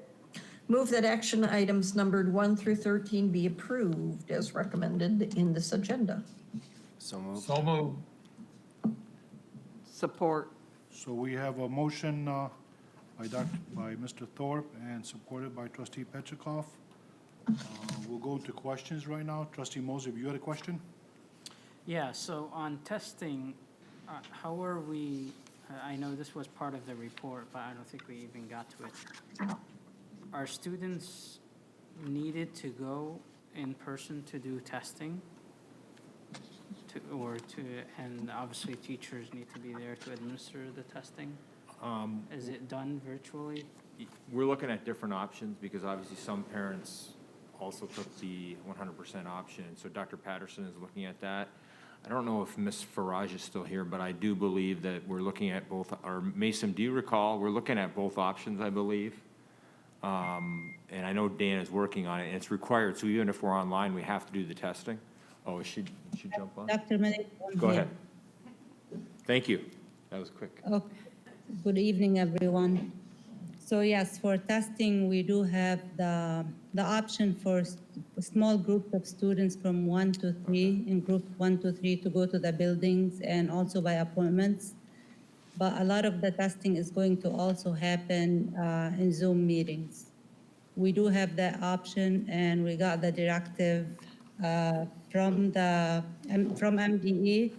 We are required to administer K-8 and WA assessments in addition to some benchmark and progress monitoring assessments. We currently have also DRA being administered one-on-one in the schools by appointments only. Trustee Moser? Yeah, You good? That's it. Are there any other questions or comments on the motion? Okay, hearing none and seeing none. Madam Secretary, please let's do a roll call vote. Lane, yes. McDonald? Yes? Mead? Yes. Moser? Yes. Petchlikov? Yes. Thorpe? Yes. President Barry? Yes. Please attach a unanimous roll call vote in the affirmative. Madam Secretary, can we have a summary of agenda action items? Summary of agenda action items for tonight. Number 1, approval of warrants. Number 2, approval of blanket orders to Detroit Salt Company. Number 3, approval of contract to CDW-G. 4 to 7, approval of non-instructional and instructional personnel items for P12. 8, approval of financial statement. 9, approval of 2020 summer graduates. Congratulations. Number 10, approval of extended continuity of learning plan. Number 11, approval of mode of instruction. 12, approval of donations. 13, approval of appointment of Aaron File as assistant principal at Woodworth Middle School. Thank you. On that note, I'll turn it over to Dr. Maleko for a quick introduction. Thank you, President Barry and Secretary Lane. So we have Aaron. We're going to ask him to log in now if he's still there. And we want to congratulate him. He is the new assistant principal at Woodworth Middle School. Let's give him a big round of applause virtually. And we'll let him come in here. I know I believe he's still there waiting patiently. Thank you, Dr. Malenko. I hope you guys can all hear me. I would like to take this time to thank the Board of Education, Dr. Malenko again, Mrs. Peterson, Miss Ali Bazzi, my first principal at Woodworth Middle School, the Central Administration team as a whole, for not only this honor and opportunity to become assistant principal at Woodworth, but also for the multiple opportunities to grow, practice, and become a leader within the district way before this point tonight. I would also like to thank Woodworth Principal, Ms. Rima Hassan, newly appointed Snow Elementary Principal, Mohammed Abdul Fattah, and Assistant Principal at Woodworth, Hanan Rita, for their mentorship and trust. It truly is an honor to continue working with the staff, students, and the Woodworth community. I began my career at Woodworth as a 6th grade mathematics teacher 7 years ago, and I'm extremely excited to get the opportunity to become an administrator and remain there. Woodworth has become a second home, and I'm proud to be a Hornets. Thank you very much. Thank you, and welcome aboard. Best of luck to you. Appreciate you. President Barry, Yes, we're going to have to call for an extension. We're at almost the 10 o'clock hour. well, I thought we were going to wrap up in the next couple minutes. So is that a motion, trustee McDonald? That is a motion. Okay. We have a support by trustee Moses. Madam Secretary, can we have a roll call vote? Lane, yes. McDonald? Yes. Mead? Dr. Mead? Oh, yes. I had it on mute, Thought he sorry. was asleep. Yes. Petchnikov? Yes. Thorpe? Yes. Barry? Yes, thank you. Where were we? Discussion item. Okay. Next None. item is discussion item, and None. Next is Board of Education business, acknowledgement of correspondence. trustee Thorpe. I had received an email from someone in the community earlier today on some of the same items that have been discussed during citizen participation. I forwarded it to President Barry and Superintendent Maleko. As far as that goes, I also have heard comments from staff and parents on the same topics, and everyone, of course, is very upset. Some think we should go back, some think we shouldn't go back, but most people are thinking about them and their children. I don't think that as many people are thinking that the other factor is the health of the whole community, and particularly the health of the teachers. We've just heard that at least 6 teachers have died in the United States in August, and this past weekend, a college president just died. So that is another factor that everyone needs to consider. I don't think any one of us likes the online. We all miss being together. I miss not being there with everyone. And when I'm with people, I feel nervous a lot because of this COVID. If I'm not nervous for my health, I'm nervous for everyone else. And I'm always thinking, could I have possibly been exposed? Could I expose someone else? So it's miserable, this whole thing. But I have heard a lot about it. Yes, so we all received those emails, and nobody I've talked to likes this virtual online learning. We will get through this. We will get back into the classrooms, but until then, we're gonna take it very, very slowly. Everybody, I welcome everybody to reach out to me or any one of my colleagues. Everybody I've talked to, once they kind of hear us out, they kind of say, you know what, I never thought about it that way. I've had parents tell me that they're taking the students out of our district and they're taking them to, let's say, a private school or a charter school because they have in-person learning. and you're welcome to do that. That's a parent decision. I don't question that. But also, at the same time, I've talked to some parents that, pulled out their kids out of private schools that, they're doing it in person and they're not comfortable with it, and they came into our district just for the simple fact that we are online or we have a virtual option. So there's no doubt in my mind what parents do is the right decision for their family. We just have to, as a board, as an administration here, we have to consider everybody else here. Like I said earlier, 25% of the population of the city of Dearborn, we're responsible for every day. We're responsible for our staff. I mean, it breaks my heart when I find out that, there was a staff member at so-and-so building that just tested positive, or somebody, caught the disease at one of our buildings. That just it shatters us. I can't even imagine what, Trustee Petrikoff or Trustee Lane is going through, because I know how they're dealing with this. It's very hard on all of us. So be patient with us. That's all I can say is be patient with us. Trust us. We are parents. We are grandparents in this district here. Most of our staff members have students in this district, so take that into consideration. So you don't want to be that person that pushes for, hurry up and get into the classroom, and you find out, I don't want that responsibility. Find out that, maybe, you just heard Trustee Lane say there was a president of a college that passed away because of this disease. And, there are many. I mean, we've heard about 7 teachers. We don't know what we don't know. So many other teachers have probably, caught the disease and passed away, that we'll be find out about. Let's get through this safely, and we will get into the classroom. We will be sitting, all 7 board members, at this. I respect my colleagues here for, giving us the opportunity. There's no way we can social distance at this building, at this table right now during this meeting. There's 4 of us here, and this is probably as far as it can go.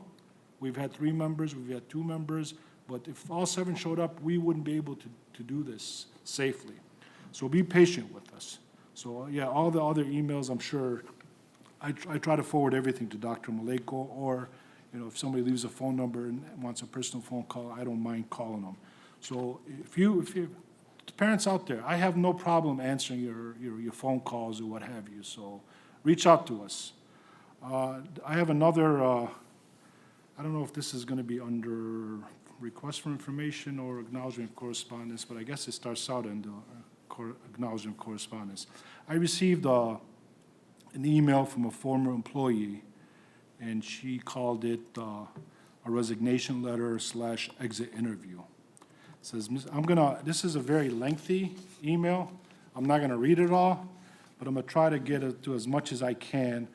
Some of her comments here mention names and buildings. I'm gonna be very, very careful. I'm gonna do this very, very slowly, and just for obvious reasons. It says, Mr. Berry, the following is my quote-unquote exit interview. You have my permission to share this with the board and/or read it out loud at a board meeting. You may use my name. I know many staff members are scared of retaliation. I know they have been told by, I won't mention that they are not allowed to speak at board meetings about specific subject or topics. This was addressed probably about a year, maybe a couple years ago. And I remember Trustee Thorpe brought it to our attention that this was happening, and we made it very, very clear that you are more than welcome to address the board.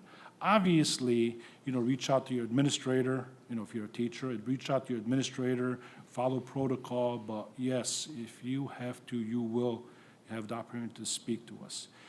This employee, and I don't think I'm gonna mention her name, but I will forward this email to all my colleagues and Dr. Maleko. She goes on to say that,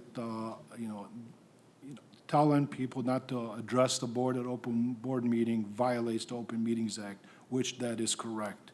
And it's been proven over again and again, held up at the Supreme Court level, especially when it comes to teachers. Her next paragraph says, I love my time in Dearborn. Sharing this is strictly an indication of reasons why I left.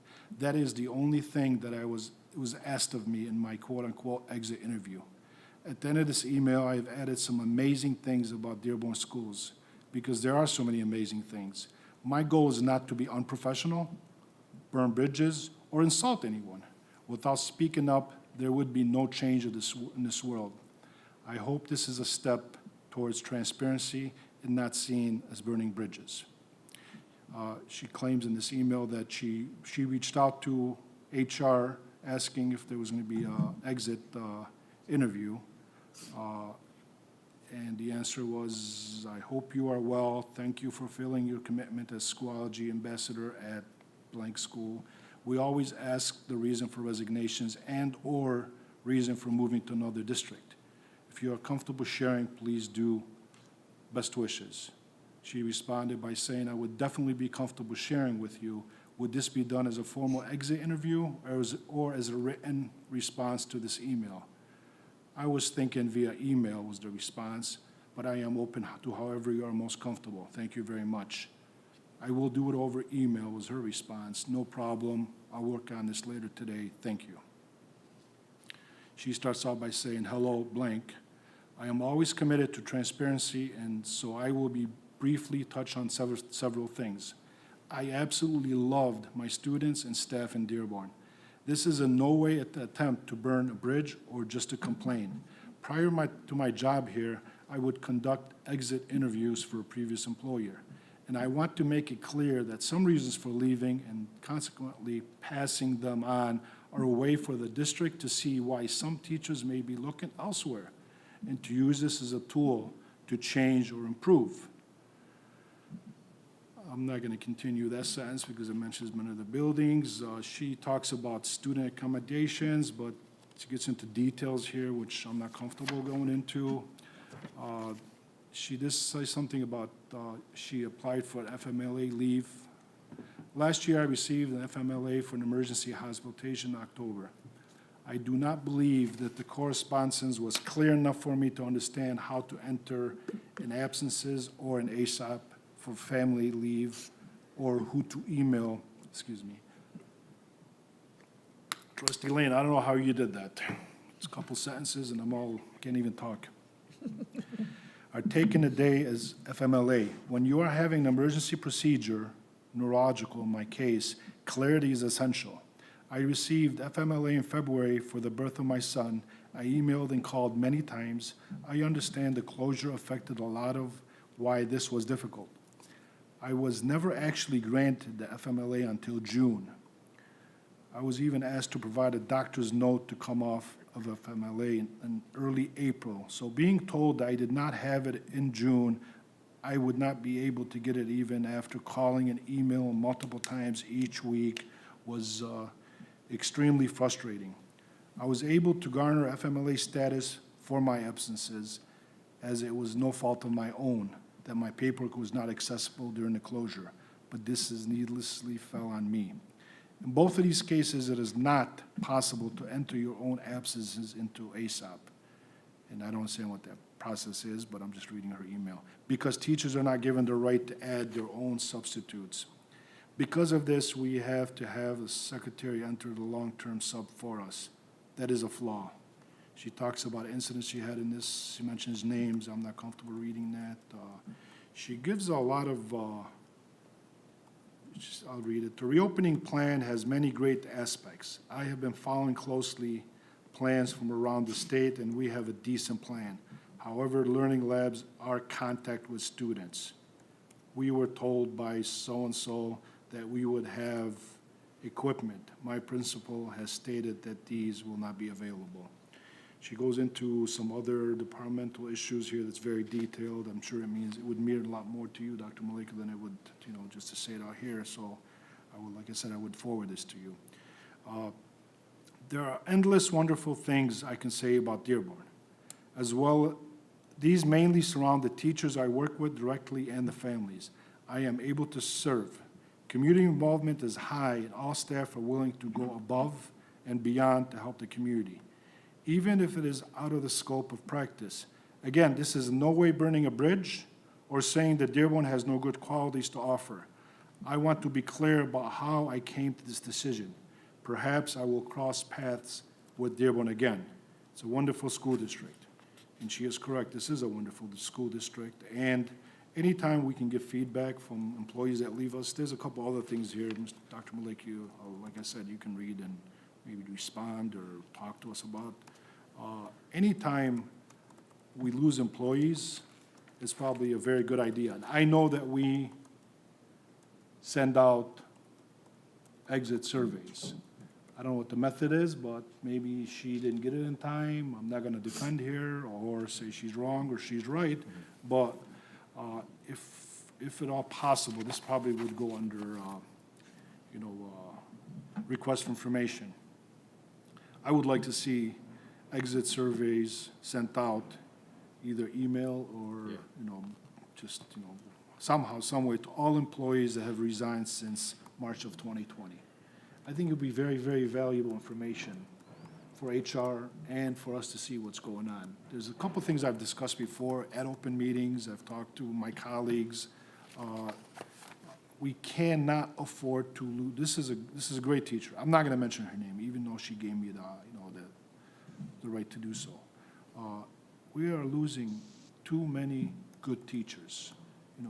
Today, in the supplement, last week, the week before, whatever reasons, we need to find out. And if there's a way that we can reach out to teachers, current teachers, and I understand that there's a contract, I understand that.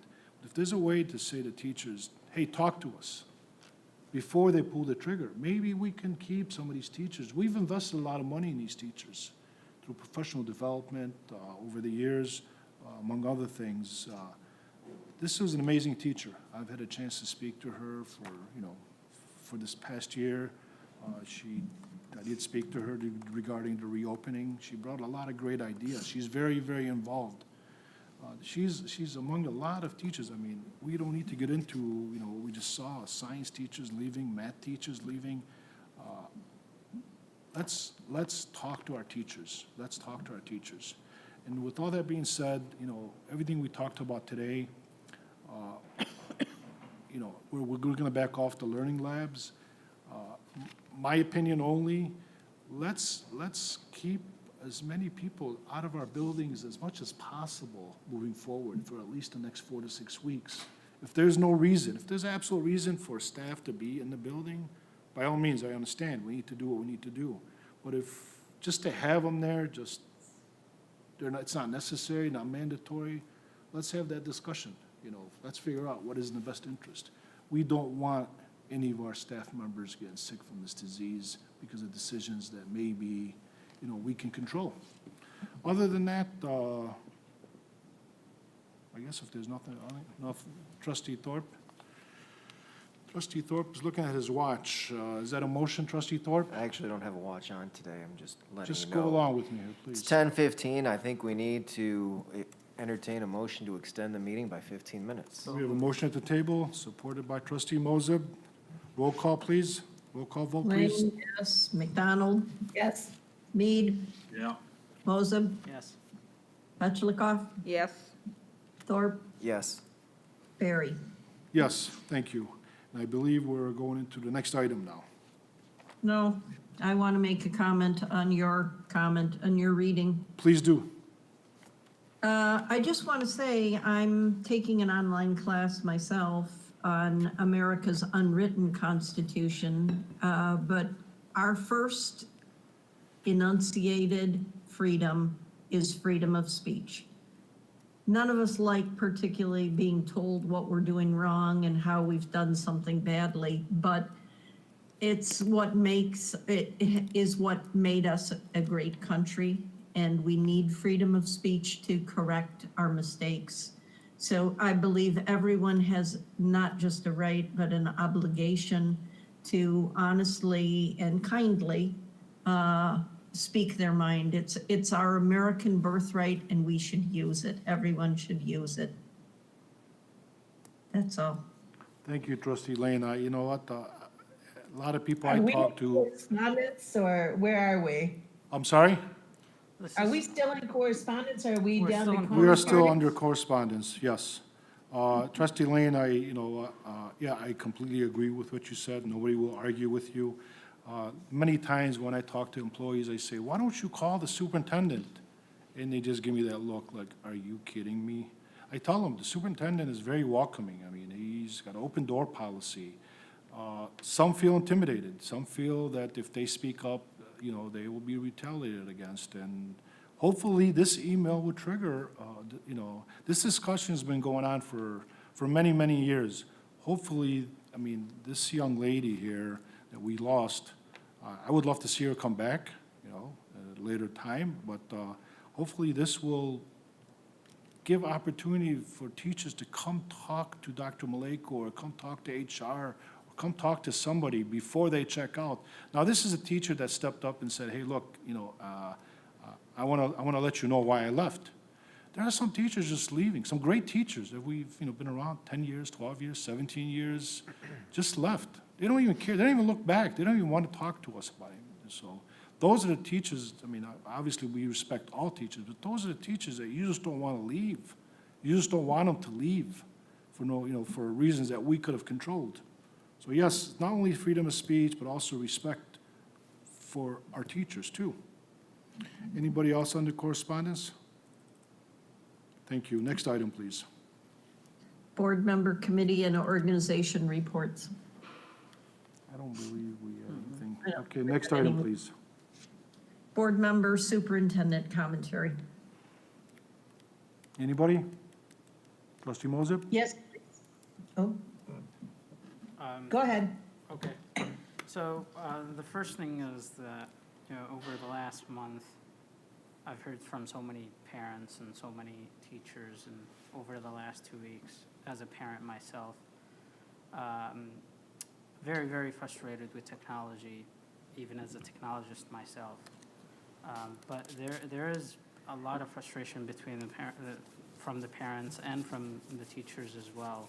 And this is a learning process for all of us to navigate through these difficult times. I think the overlaying method or the overlaying theme from the comments that we've heard tonight is the tenacity of our teachers and how well they stepped up, and as well as staff to support our students and their learnings. Now, I would like to say and go on the record to say that online learning is nowhere near in-person learning.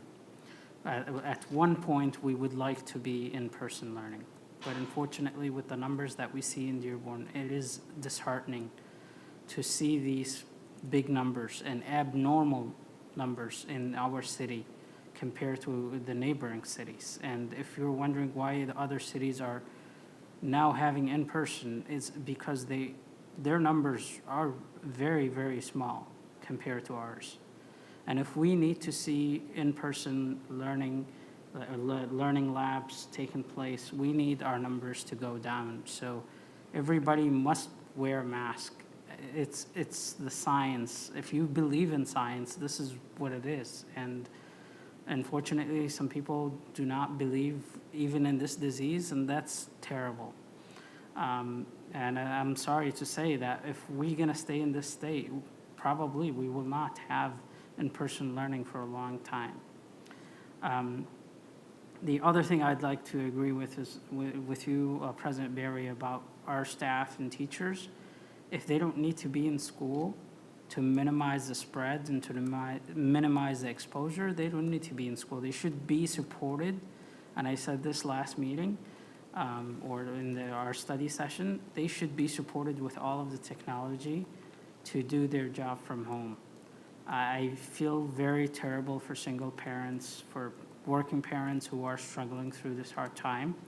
And I hope that learning labs, when they begin, they will be a window for socialization between our students and staff as well. But we would have to follow the safety precautions to minimize the exposure. One thing that I'd like to also mention, we've heard from the comments that there are 6 hours of screen time. I don't think that's the case. I have a 5th grader who's sitting for probably 2 to 3 hours a day.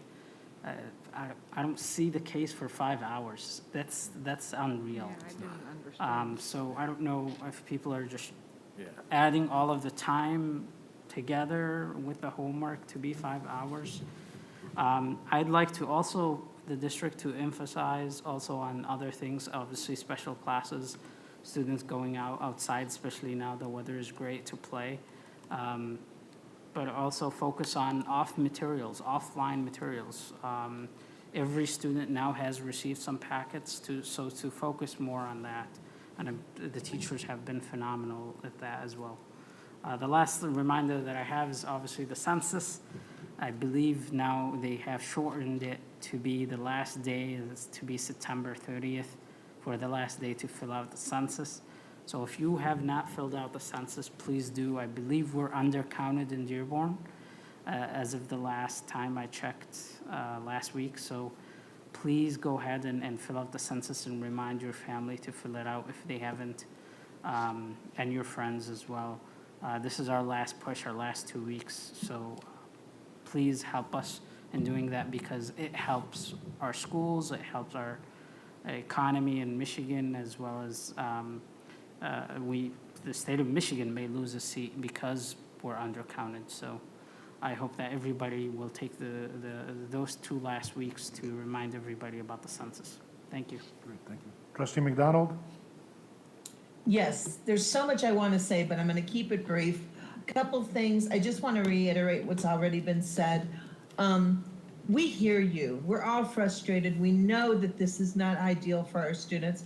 I would like to check into ways of engaging, like Trustee Moses just said, in packets or getting kids, especially the younger kids, offline. I get frustrated with technology often. I can imagine how much it is frustrating for younger students. And again, our teachers and our staff, everyone's doing a fantastic job. This is a difficult situation. We all need to work together. We need to understand that we are doing the best we can. This is a once in 100-year, hopefully it won't happen again sooner than that, pandemic. This is a pandemic. This is not, something small. This is huge. And I hear from so many people that, well, we can go to restaurants, we can go to bars, we can go to gyms. That's part of the problem. Just because you're allowed to doesn't mean that you should. If you watch what you do, stay home, take care of your families, wear a mask when you do have to go out, and don't go out unless you have to, we will get in-person learning sooner. Everybody has to work together, and we're all frustrated. So I'm done. But I had to say that. Thank you. Trustee Petrikov, please. Well, I'm going to sound like a broken record here as well, but we do hear the frustration, but the frustration is we're between a rock and a hard place here because we have community members that we need to protect from a disease, and we have community members who want to get back to life as normal.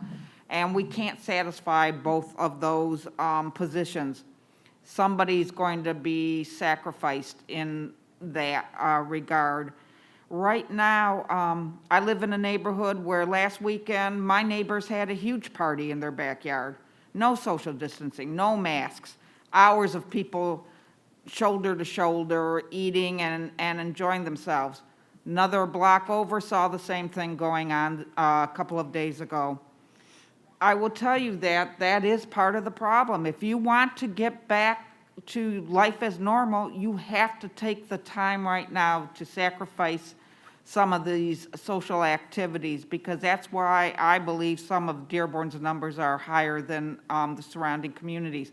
People want to consider that there's nothing going on, and there is, and this is not a normal time.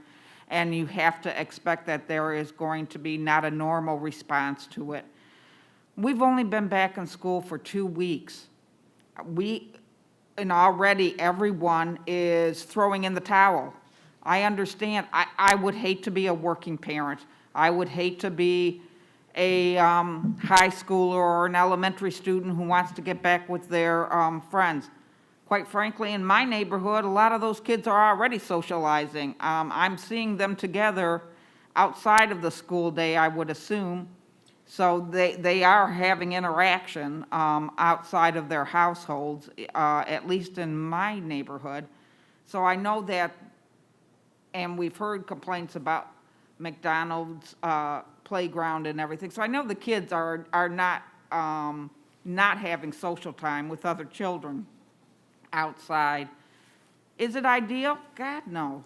We all recognize that having these classroom experiences is the way to attend to our students' schoolings. But right now, we also understand that it has severe consequences if we get it wrong. And we can't afford to risk that at this moment. And we're going to have to take this a little slower. It's only been 2 weeks.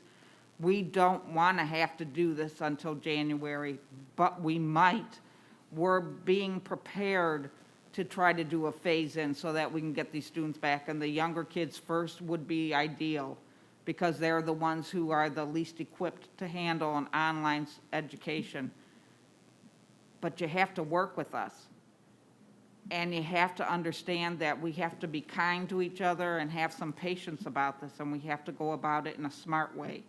And we have to do it in a way that addresses the needs on both sides of the aisle. Our staff needs to be protected just as much as the students and the families that they go home to need to be protected. And we have to find that balance, and it's going to take a little longer than any of us wanted. This is not something any of us asked for, anticipated for, or were prepared for. We're all doing this new. Nobody has this experience. So we're all going to have to work together rather than take jabs at each other. It's difficult to meet that middle ground, but we're going to have to find a way to just soldier on, I guess is the best way to do it, and move forward with this. Thank you. Anybody else? Trustee Thorpe?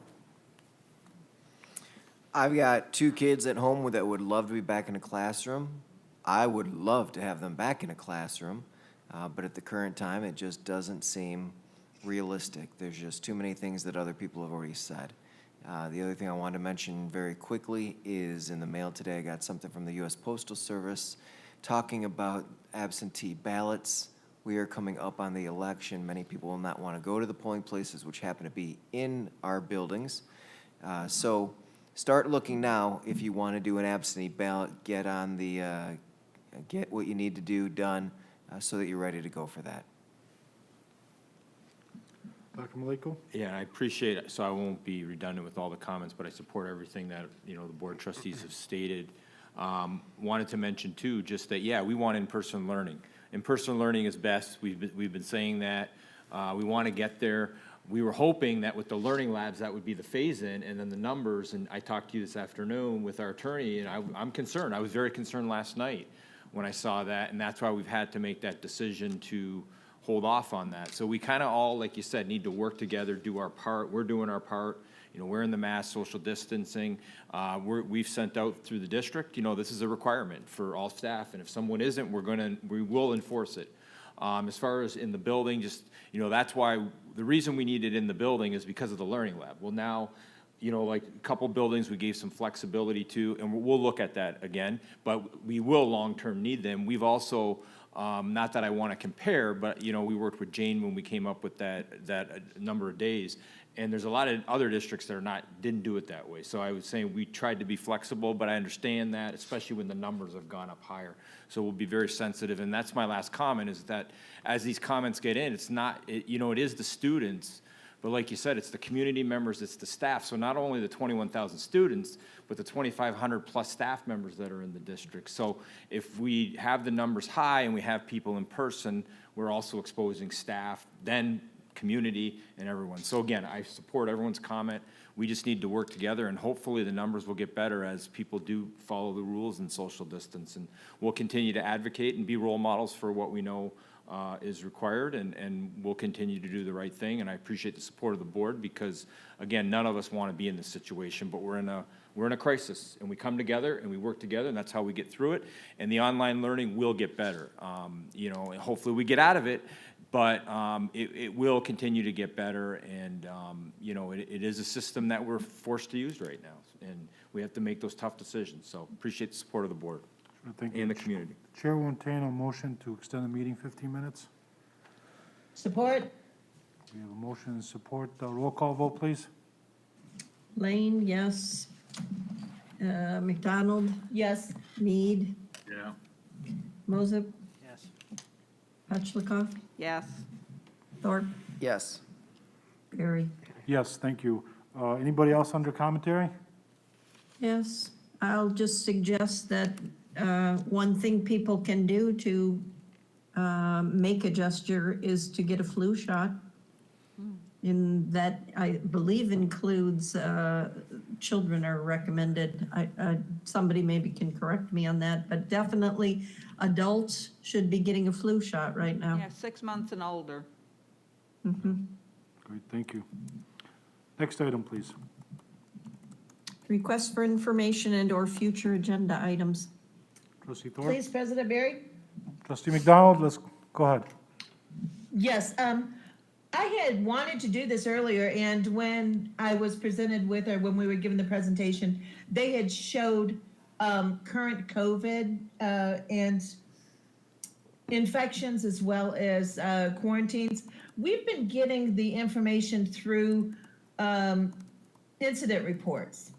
And that's just coming here and there, and it's hard to get a grasp or a good picture of where we are at this moment in different buildings. So I would like that information disseminated in a better way, where it's easier to look at it at any given time and you know where we're at.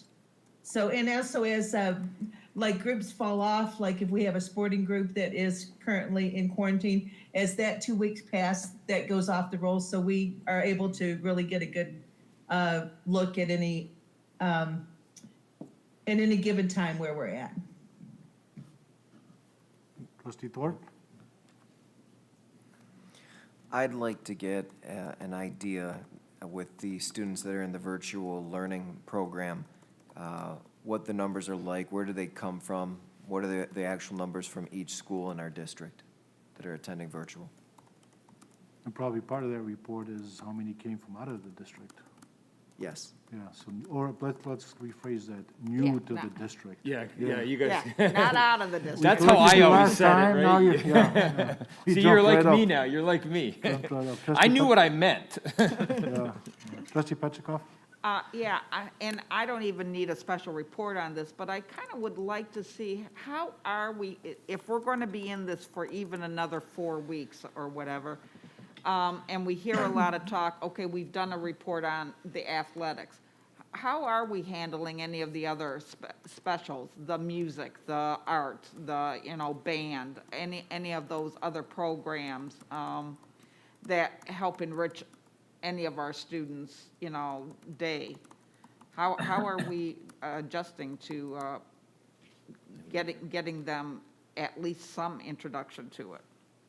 That's a good one, yeah, so, yeah, I just want to make sure that, earlier we talked about sports, I don't want anybody walking away from this meeting thinking that we value sports over anything else in And this we district. don't. That's just part of our But we district. can only do so many reports at one Yes. sitting anyhow. Exactly. Anybody else? Did you have something? No, I'm good. Anybody else? I asked about this last time, and hopefully we can get it next meeting, but for the special ed students, also how we're delivering the curriculum and how we're helping them navigate through the system. Especially since the learning labs are now going to be. Yeah, there is a report already created. Mr. Saley, I don't know if you received it, but I can send it. And I That might put be it- a good one to put on the next. Or Yeah, you that's want a what I was- presentation? I- Oh, I I got That you. might like be a it to good, be yeah. presented. Okay, I'm sorry. presentation. I see what you're saying. Did you see his presentation that he did with Healthy Dearborn? I did not. Okay.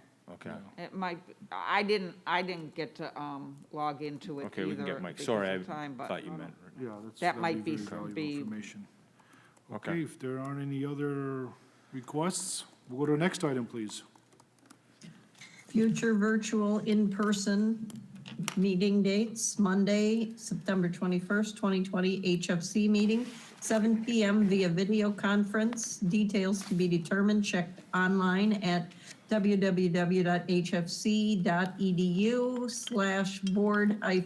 www.hfc.edu/board-meeting-schedule. Monday, October 12th, 2020, P12 Board of Education meeting, 7 PM at the Administrative Service Center in the Frank Franchi Boardroom, following the guidelines of the Governor's Executive Order, and virtually available for viewing via YouTube Live, www.youtube.com/DPS-COM, COMMDEPT. Facebook Live, www.facebook.com/Dearborn Public Schools, and cable channel Comcast Dearborn Channel 19 and WOW Channel